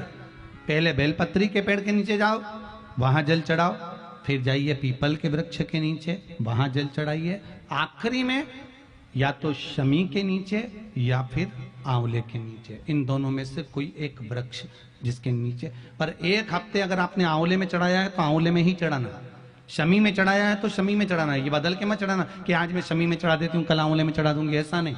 और ध्यान रखिए एक बात का, कई माताएं क्या करती हैं, पशुपति व्रत करती हैं, तो अभी मैं ये वाले मंदिर में कर लेती हूँ, अगला मैं उस मंदिर में कर लूंगी, अगला मायके में जाके कर लूंगी, ये गलत है। अगर पशुपति नाथ का व्रत कर रहे हो तो एक ही मंदिर में करना है, मंदिर नहीं बदलना। एक माता ने बड़ा अच्छा प्रश्न, पंडित श्री रामानुज जी पाठक आचार्य जी ने यह प्रश्न किया है, जहां भी बैठे हैं उनके चरणों को प्रणाम है, ब्राह्मण देवता के चरणों को बहुत बहुत साधुवाद। आपने बहुत अच्छा प्रश्न किया है आचार्य जी, आपको चरणों में नमन करता हूं, विराजिए। बहुत सुंदर प्रश्न है। शिवलिंग घर में पूजन में 2 रख सकते हैं क्या, आपका प्रश्न है आचार्य जी।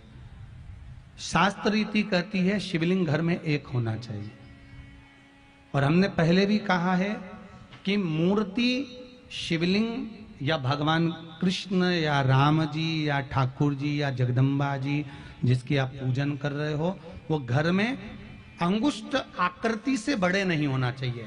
भगवान की मूर्ति जमीन पर अपना हाथ रखकर देखिए और इस अंगूठे को लंबा कर कर देखिए, बस इससे बड़े प्रतिमा घर के अंदर ना हो। नहीं कि तुम उसको उठाकर कहीं रखिया है तो उसकी सेवा करो, पर कैसी सेवा करना है, इस अंगुष्ठ आकृति से जितनी छोटी छोटी छोटी छोटी मूर्ति होती है उसको सेवा कम करना पड़ती है, जितनी बड़ी मूर्ति होती चली जाती है उसको सेवा ज्यादा करना पड़ती है। जैसे घर में छोटा बच्चा रहता है, उसको कुछ भी पहना दो, कैसे भी पहना दो, दूध पिलाओ, सुला दो, पटक दो, खिलौने के साथ खेलता रहेगा। बच्चा बड़ा हो गया, उसके मनपसंद कपड़े चाहिए, मैं ये नहीं पहनूंगा, मुझे ये नहीं पहनना, मुझे ये नहीं पहनना, मुझे वो नहीं पहनना, उसके पसंद का। तो मूर्ति बड़ी है, उसकी सेवा। मान लो घर में 2 शंकर जी हैं, आचार्य जी ने केवल स्वयं के लिए नहीं, संपूर्ण जितने इस शिव महापुराण को सुन रहे हैं, पूरे विदेश में, देश में, जहां जहां लोग फेसबुक यूट्यूब के माध्यम से इस पावन कथा को श्रवण कर रहे हैं, बहुत ध्यान से, बहुत सुंदर प्रश्न आचार्य जी ने करा है, पाठक जी ने। घर में मान लो 2 शिवलिंग है तो फिर करना क्या है, उसका क्या करें? शिव महापुराण की कथा कहती है एक शिवलिंग को आप भगवान शंकर का नर्मदेश्वर स्वरूप मान लो और एक शिवलिंग को आप काशी का विश्वनाथ का स्वरूप मान लीजिए और उसकी सेवा में लगे रहिए। इसका मतलब ये नहीं है कि 2 शिवलिंग है तो आप उठाकर उसको पीपल के पेड़ के नीचे रखिए आओ या मंदिर में रखवा दो या कहीं रखवा दो, नहीं। जैसे घर में जो बच्चा रहता है उसको हम किसी को दे नहीं सकते, माँ बड़ा पक्का मन बनाना पड़ता है तब जाकर अपने बच्चे को किसी को देती है, नहीं तो मायके तक छोड़ना पसंद नहीं करती अपनी औलाद को माँ। तो हमारे भगवान को कैसे छोड़ दें? हम हमारे परमात्मा को कैसे छोड़ सकते? नहीं, हम उस परमात्मा को नहीं छोड़ सकते। हम कैसे त्याग दें? शिव महापुराण की कथा कहती है अगर शिवलिंग 2 हैं, ठाकुर जी 2 हैं, 2 गणेश जी हैं आपके घर में, तो इसका मतलब ये नहीं कि आप उठाकर कहीं रख के आ जाओ, उनको छोड़ कर जाओ, नहीं नहीं, अपने घर में रखो, सेवा करो, अर्चना करो। है हो सकता है बाबा की कृपा है, वंश बढ़ रहा है, बाबा का उसमें कोई दिक्कत नहीं, पर हाथ कर कर अगर घर में एक ठाकुर जी हैं तो ज्यादा ठाकुर जी लेकर मत आओ, आपके घर में एक शिवलिंग है ज्यादा शिवलिंग लेकर मत आओ, बाजार जाते हो ज्यादा वस्तुएं भगवान के लिए श्रृंगार लाओ, भगवान की सेवा का सामान लाओ, पर ज्यादा भगवान हमको लेकर नहीं। जितना बने उतनी सेवा करो। धन्यवाद पाठक जी, बहुत बहुत साधुवाद। विराज जी बहुत बहुत साधुवाद, आपके प्रश्न से कई लोगों को उसका फल मिला, बहुत बहुत साधुवाद। एक प्रश्न हो रहा है आपका, दर्पण, जो दर्पण होता है, कांच होता है, वो घर में कहां रखना चाहिए? शिव महापुराण के अनुसार तो हम वर्णन नहीं करेंगे, इसका भविष्य पुराण के अनुसार वर्णन करेंगे। भविष्य पुराण के अनुसार जिस कक्ष में आप निवास कर रहे हैं उस कक्ष में ध्यान देना कि जहां आप सोते हैं, सोते समय बिल्कुल पांव के सामने दर्पण नहीं होना चाहिए, इसका विशेष ध्यान रखें। आप सो रहे हैं, चरण आपका सामने है, दर्पण ना हो। जैसे हमारे यहाँ झाड़ू की महत्वता कही, जो झाड़ू होती है, बुआरी होती है, जिस झाड़ू को अपन झाड़ते हैं, ये महाराज 3 जगह पर नहीं रखना चाहिए। कितनी जगह पे नहीं रखना है? 3 जगह। पहला, जिस कमरे में पति पत्नी दोनों सोते हो उस कमरे में झाड़ू कभी मत रखना, क्योंकि पति पत्नी में क्लेश बना ही रहेगा, आपस में प्रेम स्नेह नहीं रहेगा। जिस कक्ष में पति पत्नी सोते हो, रहते हो, उस कमरे में झाड़ू कभी नहीं होना चाहिए, बुआरी नहीं होना चाहिए। दूसरा, जिस कक्ष में, हॉल में लोग आकर बैठते हो और वहां कोई सोफा सेट लगा हो, कोई पलंग लगा हो, उस पलंग के नीचे, उस सोफे के नीचे झाड़ू नहीं होना चाहिए। सास और बहू का संबंध अच्छा नहीं रहता, विवाद होगा ही, ये पक्का है। तीसरा, अन्नपूर्णा का स्थान जहां पर भोजन बनता है, आप भोजन करते हो, रसोई घर में झाड़ू नहीं होना चाहिए। कारण बच्चों में क्रोध आएगा, चिड़चिड़ प्रवृत्ति बनी रहेगी और बेटा और बेटी संबंध आप करना चाहते हो समाज में, और बच्चे गलत जगह पर संबंध करने के लिए आतुर रहेंगे। इसलिए रसोई घर में बुआरी झाड़ू नहीं होना चाहिए। 3 जगह विराजिए, बैठिए, 3 जगह पर बुआरी करना। कुछ चीजें ऐसी हमारे इसमें भविष्य पुराण के अंतर्गत बड़े बड़े सुंदर भाव वर्णन करें महाराज, उसको समझना है ना, हमारे जीवन में उतारने लायक। कई माताएं कहती है हमारे यहाँ क्लेश बहुत रहता है। क्लेश क्यों रहता है उसका कारण तुम खुद जानती होगे कि क्लेश क्यों है।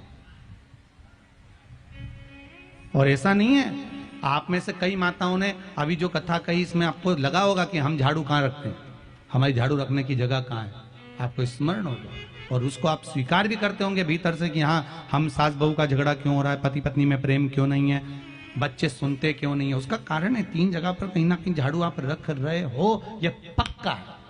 अब तुम किसी पंडित जी से जाके पूछो साहब मेरे घर में शांति नहीं है, तो पंडित जी ये कहेंगे कि तुमने झाड़ू गलत जगह रखी है। वो तो पाठक जी को धन्यवाद दो कि उन्होंने प्रश्न अच्छा कर लिया और उसमें ये उत्तर निकल गया और प्राप्त हो गया आपको, तो उनको धन्यवाद। आपका नहीं। शिव महापुराण की कथा कर रही है, शंकर की कथा कर, ओगड़दानी तरकालदर्शी की कथा कर, माता पार्वती जी का भाग्य वर्णन किया। मैं बेटी नहीं भी आऊं, भगवान हिमालय राज ने कहा बेटी तो भी आना है, बेटी क्यों नहीं भी आएंगे, बेटी तो भी आना है। ललाट पर जो लिखा है, भाग्य में जो लिखा है, वो एक ही जगह पर कट सकता है। भाग्य की रेखा में जो लिखा हुआ है वो एक जगह पर जाकर काटा जा सकता है।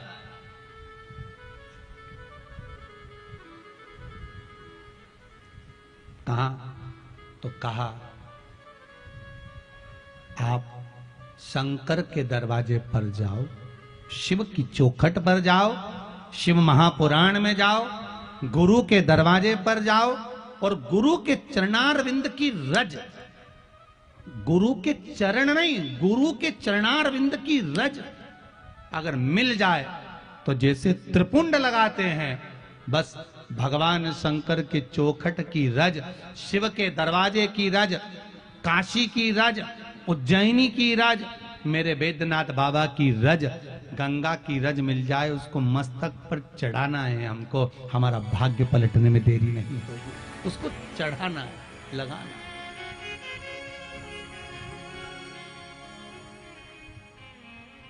ललाट शंभो शरणे पड़ी, मांगू घड़ी रे घड़ी, दुख काटो, दया करी ने दर्शन आपो। हे शंकर कृपालु, दया के सागर,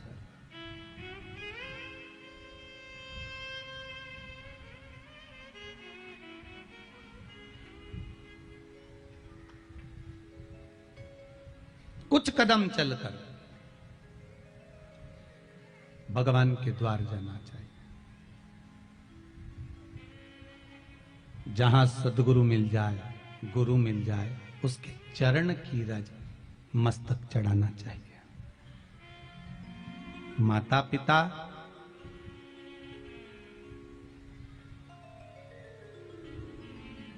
गुरु, परमात्मा, घर के बुजुर्ग, घर के बड़े, इनके चरणों की रज सुख देती है, सुख देती। इसलिए पहले भी कहा है कि माता पिता के चरणों का एक आनंद ही दूसरा है।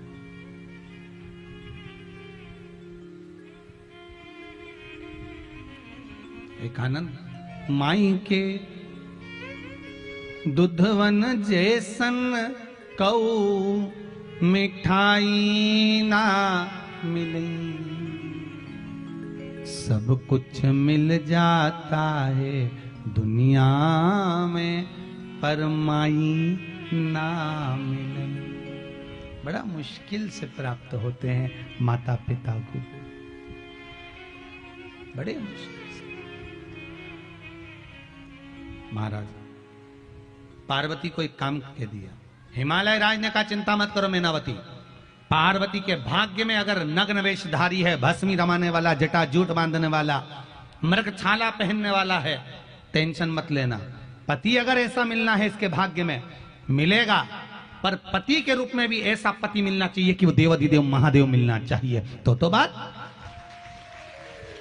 ऐसे वर को क्या वरूं जो जन्मे और मर जाए, वर बनूं मेरा सांवरा तो मेरा चूड़ा अमर हो जाए। जो बार बार जन्मे फिर मरे, फिर जन्म फिर मरण, फिर जन्म फिर मरण, तो ऐसा वर क्या वरना मुझे, मैं नहीं वरूं ऐसा वर।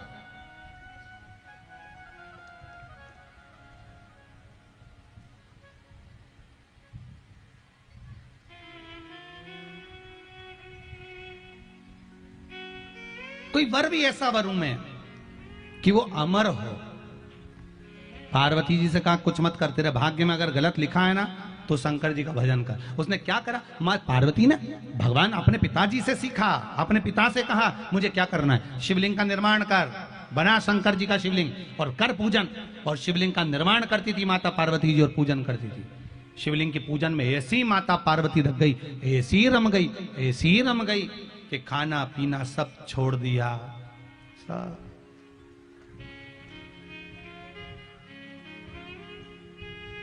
कुछ भी नहीं खा रही थी। पार्वती जी का व्रत था, खाना पीना सब छोड़ दिया था, कुछ नहीं खाती थी, फिर भी चुप रहती थी। जिस दिन आपका व्रत रहता है, जिस दिन आप कुछ नहीं खाते हो, उस दिन पति के आधे से ज्यादा प्राण खा जाते हो। कितनी बार फोन लगा रही हूं, बाजार से थोड़ा सा केले लिया ना, फोन ही नहीं उठा रहे हो। तो पति ने पूछा आज केले खाए के लिए, मालूम नहीं है आज मेरा एकादशी का व्रत है, आज मेरा व्रत है। पति भी आया बेचारा, केले लेकर आया, पत्नी से कहा ले कुछ खाएगी नहीं? क्यों? आज मेरी एकादशी है। अच्छा तो कुछ भी नहीं खाएगी? नहीं, सवेरे मैंने 2 गिलास दूध में बादाम डाल के ले लिया। अच्छा कितनी बजे लिया था? सवेरे 8 बजे लिया था। अच्छा और अभी तो 11 बज रही, फिर अभी तो मैंने साबूदाने की खिचड़ी खा ली इतनी। अच्छा अभी दोपहर में कुछ नहीं, मैंने राजगिरे के आटे का हलवा बनाया है और थोड़ी राजगिरे की पूड़ी, आलू की सब्जी और पपीता रखा है, वो खा लूंगी। फिर ये केले काय को बुलवाए? शाम को 4 बजे खाऊं। फिर रात को मैंने एक काम करा है, 5 किलो दूध मंगवा के उसकी रबड़ी बना के और उनको में अच्छा मखाना डाल के, इलायची डाल के रात को वो, तो इतनी सी रबड़ी से तेरा काम चल जाएगा? नहीं, मैंने थोड़ी चिप्स वेपर्स भी बुलवाई है, थोड़ी चिप्स तली है, वो खा लो। इतने में पति भी हाथ जोड़ के बोला तेरे जैसा व्रत तो दुनिया में शेर घाटी में कोई नहीं कर सकता, तेरे बराबर व्रत नहीं कर सकता। कौन करे इतना भारी व्रत? गजब गजब।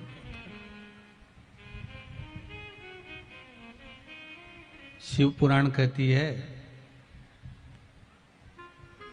व्रत हो, उपवास हो, चाहे हमारा जीवन हो, भगवान को देना चाहिए। फूल जैसा होता है ना, फूल देखा, जब पुष्प बंद रहता है, कली रहता है, फूल जब कली के रूप में रहती है तब उसको भगवान को देते हैं क्या? जम के बोलो, नहीं।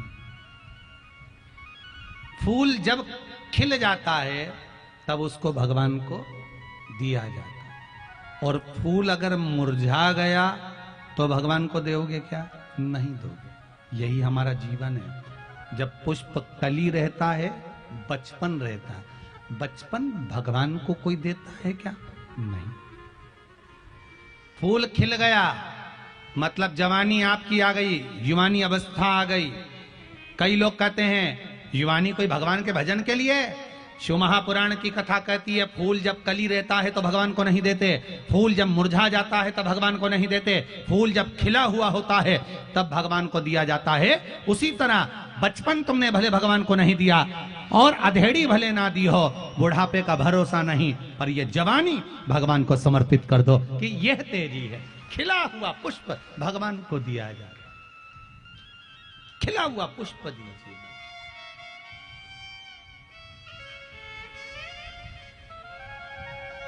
पर हमारी आदत बुरी है ना, सबसे बेकार आदत तो हमारी है।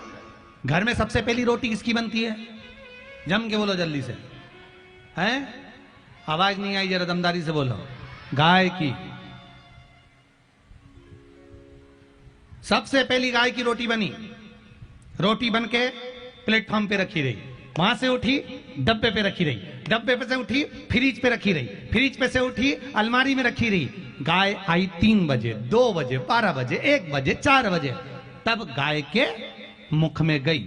सबसे पहली बनी थी, सबसे आखिरी में गई। सही है कि गलत है? सबसे रोटी जब कड़ली हो गई, गल गई, बेकार हो गई, चींटी पड़ गई, पानी गिर गया, तब वो गाय के मुख में गई। अगर ताजी रोटी गाय को दे देते तो तुम्हारा कुछ बिगड़ जाता क्या? नहीं, पर नहीं दी। उसी तरह जब बचपन अच्छा था भगवान को नहीं दिया, जवानी अच्छी थी भगवान को नहीं दी, अधेड़ी अच्छी थी भगवान को नहीं दी, आ गया बुढ़ापा, रोटी गल गई, मुंडा का सारा सोफा सेट निकल गया, खिड़कियां खराब हो गई,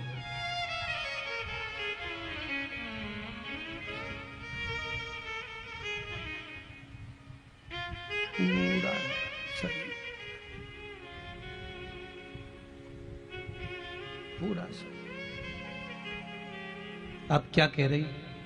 बेटा मुझे शिव पुराण में ले चल। आजकल के बच्चे कुत्तों को घुमाना पसंद करे पर बुढ़ा बुढ़ी को नहीं। कौन घुमाए तुमको? कौन ले जाए? आज की औलाद कुत्तों को घुमाना पसंद करे पर बूढ़े बूढ़ी को नहीं ले जाए। कौन ले जाए इनको? इसलिए निवेदन है, बचपन गया जाने दो, जवानी गई जाने दो, अधेड़ी गई जाने दो, पर बुढ़ापा मत बिगड़ने देना। बुढ़ापा बिगड़ गया तो जीवन नरक हो जाएगा। अभी भी कुछ नहीं बिगड़ा, ट्रेन अपने स्टेशन पे खड़ी है, इसलिए श्री शिवाय नमस्तुभ्यं जपते रहो, शिव का भजन करते रहो। जीवन का कोई भरोसा नहीं, कोई भरोसा।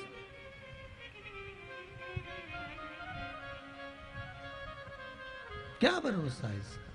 साथ देती नहीं ये किसी का, क्या भरोसा है इस जिंदगी का,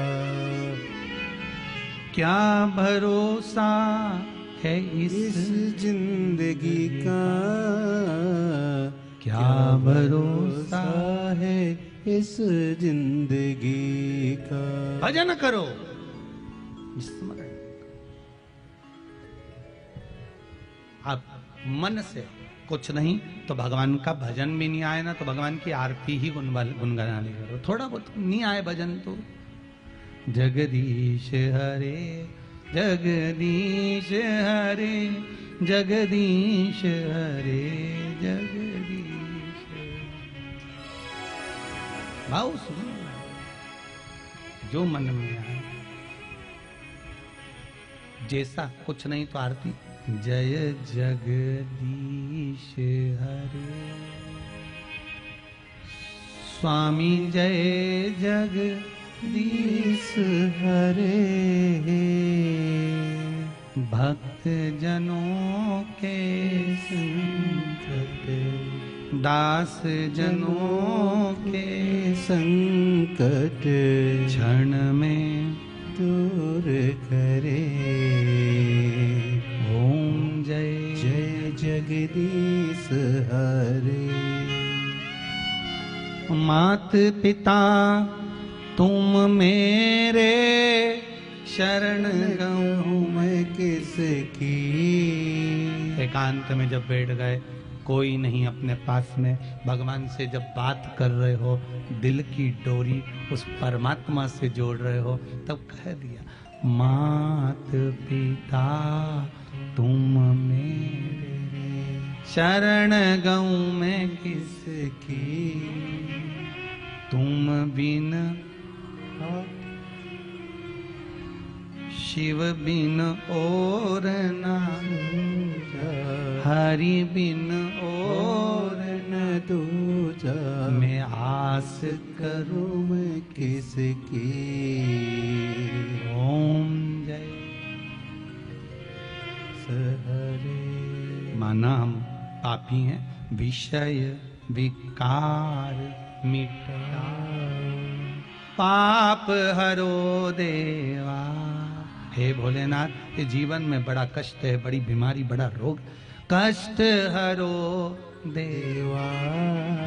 श्रद्धा भक्ति बढ़ाओ, सब में प्रेम बढ़ाओ, संतन की सेवा। ओम जय जग। जय जगदीश हरे।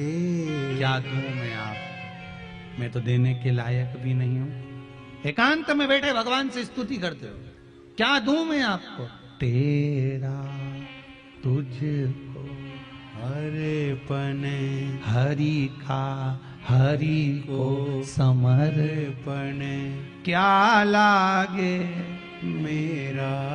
क्या है संसार में हम लाए क्या थे, मुट्ठी बांधे आया जग में, हाथ पसारे जाएगा, ये दुनिया के लोग कहते हैं। शिव महापुराण नहीं कहती कि हाथ पसारे जाएगा, शिव पुराण तो कहती है मुट्ठी बांधे आया जग में, झोली भर ले जाएगा। क्या, जो तूने भजन करा, कीर्तन करा, दान करा, पुण्य करा, सत्संग करा, इसका पुण्य तेरे साथ जाएगा, खाली नहीं जाएगा। जो तूने करा है वो जाएगा। ये लाइन गड़बड़ है कि मुट्ठी बांधे आया जग में, हाथ पसारे जाएगा। फिर अपना पुण्य कौन लेके जाएगा, भेरू?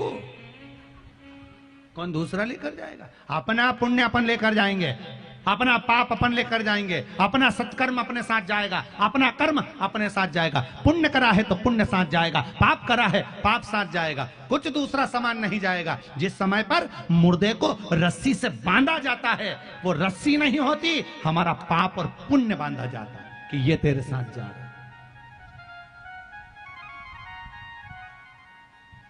पाप और पुण्य बांधा जाता है, ये तेरे साथ जा रहा है। तेरा करा गया दान, तेरा करा गया सत्कर्म, तेरा करा गया पुण्य तेरे साथ में जा रहा है, कोई दूसरा नहीं, तेरा करा। पार्वती मैया ने तब साधना कर कर शिव जी को प्राप्त कर लिया। शंकर भगवान ने परीक्षा ली, बार बार परीक्षा ली, पार्वती सब परीक्षा में पास हो गई। आता है जीवन में, हारना मती। किसी एग्जाम में बैठ रहे हो, कंपटीशन एग्जाम में बैठ रहे हो, किसी परीक्षा में बैठ रहे हो, हारना मती। एक बार हार गए, दूसरी बार हार गए, तीसरी बार शंकर भगवान पर विश्वास करना। कच्चा दूध लेना गाय का, थोड़ी सी काली मिर्च उसमें मिला लेना, शिव जी को समर्पित करना, एक लोटा पानी चढ़ाना, अपना नाम गोत्र बोलकर शिव जी से विनती कर कर एग्जाम में बैठ जाना, बाबा पास कर देगा, पक्का है। उस पर विश्वास रख कर जाना, उस पर भरोसा रख कर जाना। करो भगवान का एक क्रम, अपने जीवन में उतारो।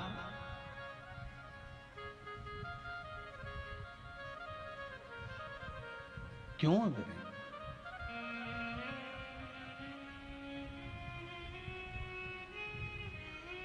भगवान से विनती करो, निवेदन करो, अर्चना करो, चाकरी करो, शिव की स्तुति करो। महाराज पार्वती मैया नहीं आ रही, आखिरी में भगवान शंकर मिले, शिव जी मिले। ऐसा नहीं कि शिव नहीं मिले, आप हिम्मत मत हारो, मिलेगा मेरा भोलानाथ। बस उसको पाना एक लक्ष्य तक। काहे बटोरे कंकर पत्थर, जब हीरा मिला कोहिनूर, भजन करो भोला मिलेगा जरूर। वो मिलेगा जरूर, ऐसा नहीं हो सकता कि नहीं मिलेगा। उसको प्राप्ति करने का एक साधन हमारे पास में होना चाहिए। मिलेगा, क्यों नहीं मिलेगा? एक बालक ने लिखा है, ब्राह्मण का बालक है, 18 वर्ष की आयु है, गुरुदेव मैं कुछ आपसे सीखना। बिल्कुल आओ, कुछ पूछना है आपको, मना नहीं है। उसने नाम तो नहीं लिखा है, पर लिखा है कि व्हाट्सएप पे मैंने लिख के डाला भी है, पर बेटा व्हाट्सएप हम नहीं चलाते, वो व्हाट्सएप जो है ऑफिस में लिख के डाला होगा तो ऑफिस में पहुंचा होगा, वहां से सूचना हमारे पास नहीं आती। आप आकाश जी या आशीष जी यहाँ पर आए हुए हैं, आप उनको अपना नंबर देना और कुछ बात करना है तो आशीष जी आकाश जी से कर लेना, वो आपको मिलवा देंगे, कोई दिक्कत नहीं। बड़े सुंदर सुंदर पत्र हैं आपके गुरुदेव। 3 साल से मैं आपके पावन शिव महापुराण की कथा सुन रही हूँ। शिमला देवी हैं कोई, इन्होंने पत्र लिखा है, देव हरा से आई हैं। कहाँ बैठी हैं? कहीं बैठी हो तो हाथ का इशारा कर देना। अच्छा, इधर बैठी हुई है। आपने लिखा है, गुरुदेव 3 साल से जुड़ी हुई हूँ। पहले स्वास्थ्य तबीयत बहुत खराब रहती थी, ठीक नहीं रहती थी। अब बाबा की ऐसी कृपा है गुरुदेव कि एकदम ठीक हूँ और बाबा ने सब कृपा कर रखी है, कोई चीज़ की मुझे कमी नहीं। श्री शिवाय नमस्तुभ्यम। दीदी कहाँ से आए हुए हैं आप?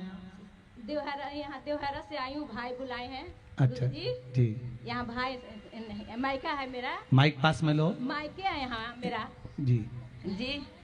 क्या नाम है आपका दीदी? शिमला दी जी। आपने लिखा है 3 साल से कथा सुन रहे हैं, अब सब ठीक है? बाबा की कृपा है। अब मार्च से तो एकदम रेगुलर सुन रहे बाबा।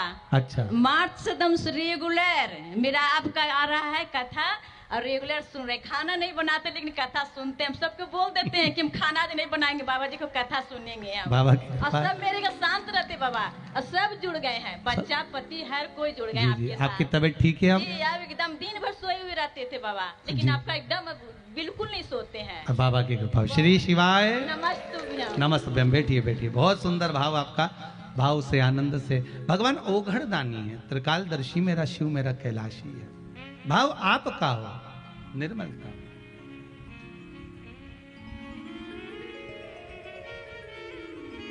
एक पत्र और आया है, रोशन कुमार जी मधेपुरा जिला से आए हैं। कहां पर हैं रोशन कुमार जी? वो पीछे है, माइक लेकर जाइए। देखो बाबा के भगत कितने और बाबा ने कितनी कृपा कर रखी है। उन भक्तों के मुख से सुनने में बाबा के गुणगान को बड़ा आनंद आता है। कई लोग सोचते होंगे गुरुजी ये माइक देकर क्यों बुलवाते? बाबा अगर दिया है, अगर कोई हमारा पड़ोसी हमको एक कटोरी शक्कर देता तो हम 25 बार कह देते शक्कर दी है। एक चाय की पत्ती कोई दे देता तो चाय की पत्ती पड़ोसन ने दी है। मेरे बाबा ने कितना दिया है, मेरे बाबा की कृपा कितनी है, वो समझने वाली बात है। हर हर श्री शिवाय नमस्तुभ्यम। श्री शिवाय नमस्तुभ्यम। गुरुदेव के चरणों में प्रणाम जी। कहाँ से आए हैं रोशन? मधेपुरा जिला से आए हैं बाबा। जी। बाबा 3:10 में गाड़ी था कोसी, वो टिकट नहीं मिल रहा था आज, फिर भी बिना टिकट का ही आ गए, लेकिन टीटी कहीं नहीं चेक किए, लेकिन यहाँ गया उतरे, अभी 10 मिनट पहले यहाँ पहुँचे हैं बाबा। बाबा की कृपा हो। कृपा। बड़ा सोचे टीसी आपके नहीं साथ चल पहुंचे, रहा था जी। बड़ा टीसी आपके साथ चल रहा था जी। और बोलिए। आपका कथा गुरुदेव हम मोबाइल पे एनी टाइम सुनते रहते। एक मेरा छोटा सा दुकान है, उस पे सबको घर में आदत लगा दी है सुनने का, और जब से सुने हैं पूरा एनर्जी भर गया, जो भी काम नहीं होने का वो भी हो जाता है। हो जाता है ना जी। बस बाबा की कृपा। आपने लिखा है बाबा ने दुकान मकान। और बगल में हम अपने कलानंद बाबा हैं, साथ में इनको भी लाए हैं। बगल में मेरा शिव मंदिर है सिंहेश्वर नाथ का, वहाँ रोज हम 4:30 बजे मंदिर पहुँच जाते हैं प्रत्येक दिन बाबा। महाराज वो जी शिवलिंग का लाए हैं आपको देने के लिए बाबा, एक तस्वीर बाबा का, कि जरूर जरूर हम लूंगा। अपने पैसा से बाबा का कथा एक बार वहाँ बाबा के प्रांगण में करवा सके। बाबा की कृपा हो। आपके साथ जो ब्राह्मण देवता हैं उनके चरणों को नमन करता हूँ, प्रणाम करता हूँ, जो आप भाव से बाबा का चित्रपट लेकर आए हैं। आपने लिखा है इसमें कि बाबा ने खूब दिया है मुझे, लाखों रुपए बाबा देता है, खूब आनंद में प्रदान करता है, कोई कमी नहीं रखी। मेरा बाबा ऐसा ही भंडार भरे। जी बाबा, 5 साल में बाबा ने 2200 रुपया का हम नौकरी करते थे, जो अभी लगभग 10 लाख का जमीन, 15 लाख का घर और 5 लाख का कार और 10 लाख का दुकान अपना हो गया है। जय हो जय हो। बस यही बाबा की कृपा हो। कहाँ 2200 रुपये महीना की नौकरी थी और कहाँ बाबा ने सब कुछ दिया। विनती कर कर जाना, कथा में आयो ना। मैंने फिर कहा है, शेर घाटी वालों के तो भाग्य हैं, अगर ये 7 दिन शिव महापुराण की कथा में आकर बैठ गए और दिल से मांग लिया, 3 महीने बाद बाबा क्या क्या देगा ये तो बाबा ही जान सकता है। उसका विश्वास पूर्ण रखिएगा, बस भरोसा दृढ़ रखिएगा। विराजिए। श्री शिवाय नमस्तुभ्यम। शिवाय मैं नमस्तुभ्यम। चित्र हर हर महादेव। कथा के बाद में चित्र आपसे लेता हूं। श्री शिवाय नमस्तुभ्यम। हर हर महादेव। शिव कृपा होती ही ऐसी है। भगवान औघड़दानी है, त्रिकालदर्शी, कैलाशी मेरा शंभु। माता पार्वती मैया ने भगवान शंकर की आराधना करी, इतना भाव से आराधना मां जगत जननी पार्वती करी है कि शिव उनको प्राप्त हो, शिव मिल गए। और काहे बटोरे कंकर पत्थर, जब हीरा मिला कोई नूर, भजन करो भोला मिलेगा जरूर। वो मिलता जरूर है। हमारे हृदय से, हमारी चित्त से, हमारी वृत्ति से हम जिस भाव से भगवान को रिझाने का प्रयास करेंगे, शिव हमारे सम्मुख में होगा, शंकर हमारे सामने होगा। दिखता नहीं है वो। फिर वही वाली बात हो गई महाराज, तेरे दरबार की बाबा निराली शान देखी है, तुझे देते नहीं देखा, पर झोली भरी देखी। वो आता नहीं, सामने प्रकट होता नहीं, सम्मुख में आता नहीं, पर कब दे देता है, कैसे दे देता है, कैसे प्रदान कर देता है, ये उसके ऊपर। कब कैसे देगा ये वो जानता। कब कैसे देगा ये उसके ऊपर है। पार्वती मैया को शिव मिले, शंकर भगवान औघड़दानी कैलाश लेकर गए पार्वती जी को। सुंदर मंगल विवाह होने के बाद जब कैलाश पर पहुंचे, भगवान शंकर के तेज पुंज से षडानंद कार्तिकेय का प्रागट्य हुआ, और षडानंद कार्तिकेय तारकासुर के संहार के लिए प्रगटे। तारकासुर के संहार के लिए प्रगटे, माता पिता के उद्धार के लिए, माता पिता को परमात्मा की शरणागति का सुख देने के लिए, माता पिता को जीवन में सुख प्रदान करने के लिए बेटे का जन्म होता है। बेटे का जन्म केवल प्रॉपर्टी लेने के लिए नहीं होता, केवल धन नहीं। महाराज 20 वर्ष तक माता पिता बेटे को पढ़ाते लिखाते राम बनाने का प्रयास करते हैं, पर 20 दिन की कुसंगति बेटे को रावण बना देती है। मात्र 20 दिन की कुसंगति। इसलिए निवेदन है, जिस गांव में पानी की कमी होती है वहां की फसल बिगड़ जाती है, और जिस घर में संस्कारों की कमी होती है वहां की नस्ल बिगड़ जाती है। उस नस्ल को सुधारना है तो भगवान की कृपा, सत्संग, संकीर्तन, भजन कीर्तन कराना होगा, कराना।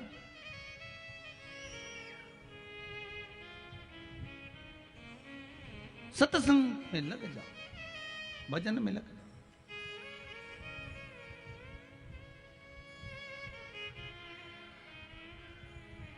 महाराज, ये जो तालाब में, कुएं में, बावड़ी में, जल में छोटी छोटी मछलियां होती हैं ना,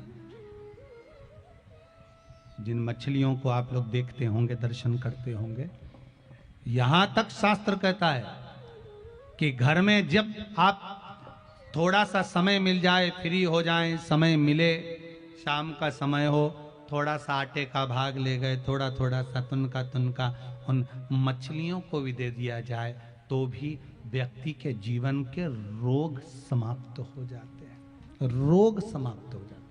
एक और बात बहुत ध्यान देना, जिनको श्वास की दमे की, दमा चलता हो, श्वास चलता हो, दमे की, श्वास की जिनको ज्यादा तकलीफ रहती है, उनको मछली को दाना जरूर देना चाहिए, जरूर देना चाहिए। 2 भाग ध्यान रखिए श्वास और दमे वालों के लिए। एक कभी बेलपत्री के पेड़ के नीचे या पीपल के पेड़ के नीचे जाओ, थोड़ा सा आटा सेक लो, उसमें शक्कर मिला लो, डब्बी में रख लो। श्वास दमे वाले को वो आटा उठाकर अपना नाम गोत्र बोलकर पीपल के पेड़ के नीचे डाल दो, चींटियों के लिए। थोड़ा सा भाग चींटियों के। और एक कभी मौका मिल जाए हफ्ते में, 2 हफ्ते में, महीने भर में एक बार मछली का दाना अवश्य दी। थोड़ा सा आटा ले गए, थोड़े थोड़े तोड़ तोड़ के देते गए, अपना नाम गोत्र बोलकर उसको देते जाओ। महाराज श्वास में, दमे में आपको तो कहे गुरुजी मछली को खिलाने से हमारा दमा ठीक हो जाएगा। हाँ, कई लोगों का दम भी निकल जाता है, कंजूस होए तो, कि भाई तक क्यों खिलाएं, मछली को क्यों खिलाएं, चींटी को क्यों खिलाएं। हो सके कई कई कंजूस रहे तो उनका मन नहीं लगे, हो सके। पर देने में उसका सुख प्राप्त होता है, एक आनंद प्राप्त।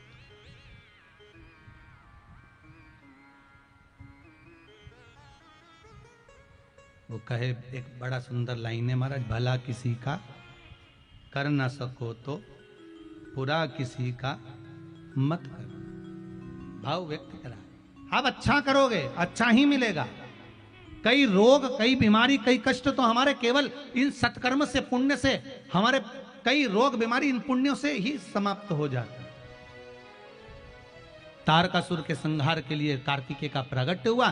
तारकासुर को मारने के लिए माता पार्वती जी ने कहा इसके हृदय में शिव बैठे हुए हैं। भले ये राक्षस है, भले ये असुर है, पर ध्यान देना इसको मारो, मना नहीं, पर जो बाण छोड़े जाएं वो इसके हृदय में ना लगे, इसका ध्यान रखिए। रावण के हृदय में सीता जी थी तो राम जी ने एक भी बाण हृदय में नहीं मारा रावण के, क्योंकि राम जी को मालूम था इसके हृदय में सीता है, नहीं छोड़ा। मां जानकी उसके हृदय में विराजमान थी, बाण नहीं छोड़ा गया। महाराज तब तारकासुर के हृदय में शिव बैठे हुए हैं। तारकासुर के हृदय में शंकर बैठे, क्योंकि शंकर का भगत भी था तारकासुर। हाँ, द्रोही भी था तो भगत भी था।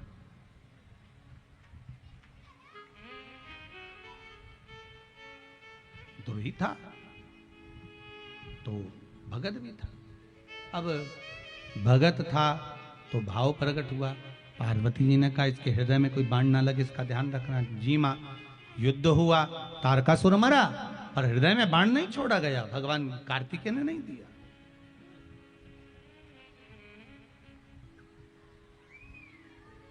तारकासुर मर गया। तारकाक्ष, विदुन्माली, कमलाक्ष की तारकासुर के 3 बेटे, जिन्होंने वर मांगा हमें 3 पुरियों का निर्माण करो जिसमें हम निवास करें, हम मरें तो तीनों एक साथ मरें। इतना उपद्रव मचा दिया इन तारकासुर के पुत्रों ने, इतना उपद्रव मचा दिया कि देवता भी घबरा गए। देवता घबराए, शिव जी के पास जाकर निवेदन करा, भोलेनाथ कृपा करो। शंकर भगवान ने कहा आप सब 33 कोटि देवता पशु बन जाओ, मैं तुम्हारा पति बनता हूं। शिव जी का नाम पशुपति नाथ। पशुपति नाथ का व्रत फिर अच्छे से समझ लो माताओं। पशुपति व्रत जो होता है वो 5 सोमवार का होता है। कितने सोमवार होते हैं? 5 सोमवार होते हैं।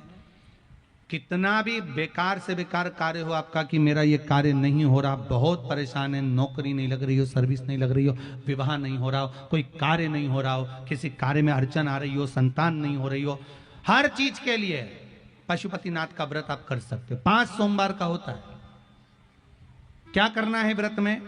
सुबह पूजन की थाली लेकर जाना है, पंचामृत स्नान का सामान लेकर जाना है, बेलपत्र आदि सामान लेकर जाओ, दिया लेकर जाओ, पूजन करो, भगवान शंकर का, शिव जी का पूजन अभिषेक करो, और पूजन अभिषेक कर कर वो थाली वापिस लेकर आओ, जिसमें आपने चंदन, चावल, अबीर, गुलाल, जनेऊ, मौली, फूल, पत्ती जो रखा है, थाली वापिस ले आओ। उसी थाली को वापिस रख दो। शाम के समय पर 6 दिए, कितने दिए? 6 दिए, और मीठा प्रसाद कुछ भी साथ में लेकर जाओ। शंकर भगवान का फिर पूजन, वापिस अर्चना करो, पूजन करो। पूजन करने के बाद में शंकर भगवान के सामने जो प्रसाद लेकर गए उसके 3 हिस्से बना लीजिए। 3 हिस्से में से 2 हिस्से शंकर जी को चढ़ा दीजिए, 1 हिस्सा वापस थाली में रख लीजिए। 5 दिए शिव जी के सामने जो लेकर गए हो वो जला दीजिए, प्रज्वलित कर दीजिए, प्रकट कर दीजिए। 1 दिया थाली में वापस रख लीजिए। शंकर भगवान का पूरा पूजन कर कर, अर्चना कर कर, भगवान शिव पर बेलपत्र समर्पित कर कर बाबा से निवेदन करना, बाबा आपका पशुपति व्रत में कर रही हूं, आप मेरे व्रत को स्वीकार करना। मैंने व्रत करना प्रारंभ करा है, पहला व्रत है बाबा, मैंने इस कार्य के लिए ये व्रत करा है। बाबा को निवेदन करना, अपने घर वापिस आना।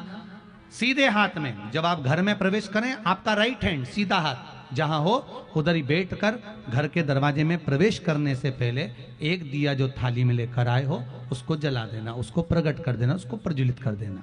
वहां पर विनती करना, भोले बाबा मेरा ये कार्य है, आप सफल कर देना। घर में प्रवेश कर जाना। जो मीठा लेकर आई हो, भोजन करने से पहले सबसे पहले वही मीठे का प्रसाद खाना। उस प्रसाद में से किसी को मत देना, वो प्रसाद आपको ही ग्रहण करना है और फिर भोजन कर लेना। एक समय फलाहार करो, भोजन करो, एक समय बाबा का पशुपति व्रत करो।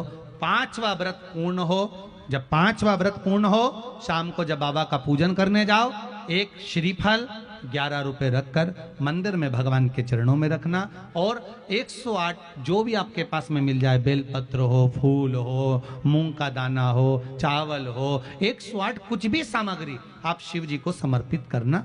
विनती कर कर बाबा आज मेरा व्रत पूर्ण हुआ, आपने मेरा कार्य सफल करना। बाबा से निवेदन करना, बाबा पशुपतिनाथ का व्रत मुझे विश्वास है बाबा ने किसी को खाली नहीं रखा, आपको भी नहीं रखेगा, वो देगा। कई बार व्रत करने में गलती हो जाती है, नहीं हो पाता, बीच में कहीं टूट जाता है। जैसे कोई व्रत बीच में आ गया और आप पूजन नहीं कर पा रहे हो तो उसमें उपास जरूर रखना, पूजन करने भले मत जाना, फिर अगले सोमवार को चले जाओ। 5 सोमवार का ये व्रत करना चाहिए। पशुपति व्रत भगवान शिव की भक्ति का एक आनंद है, भक्ति का एक सुख, ऐसा पशुपति व्रत है।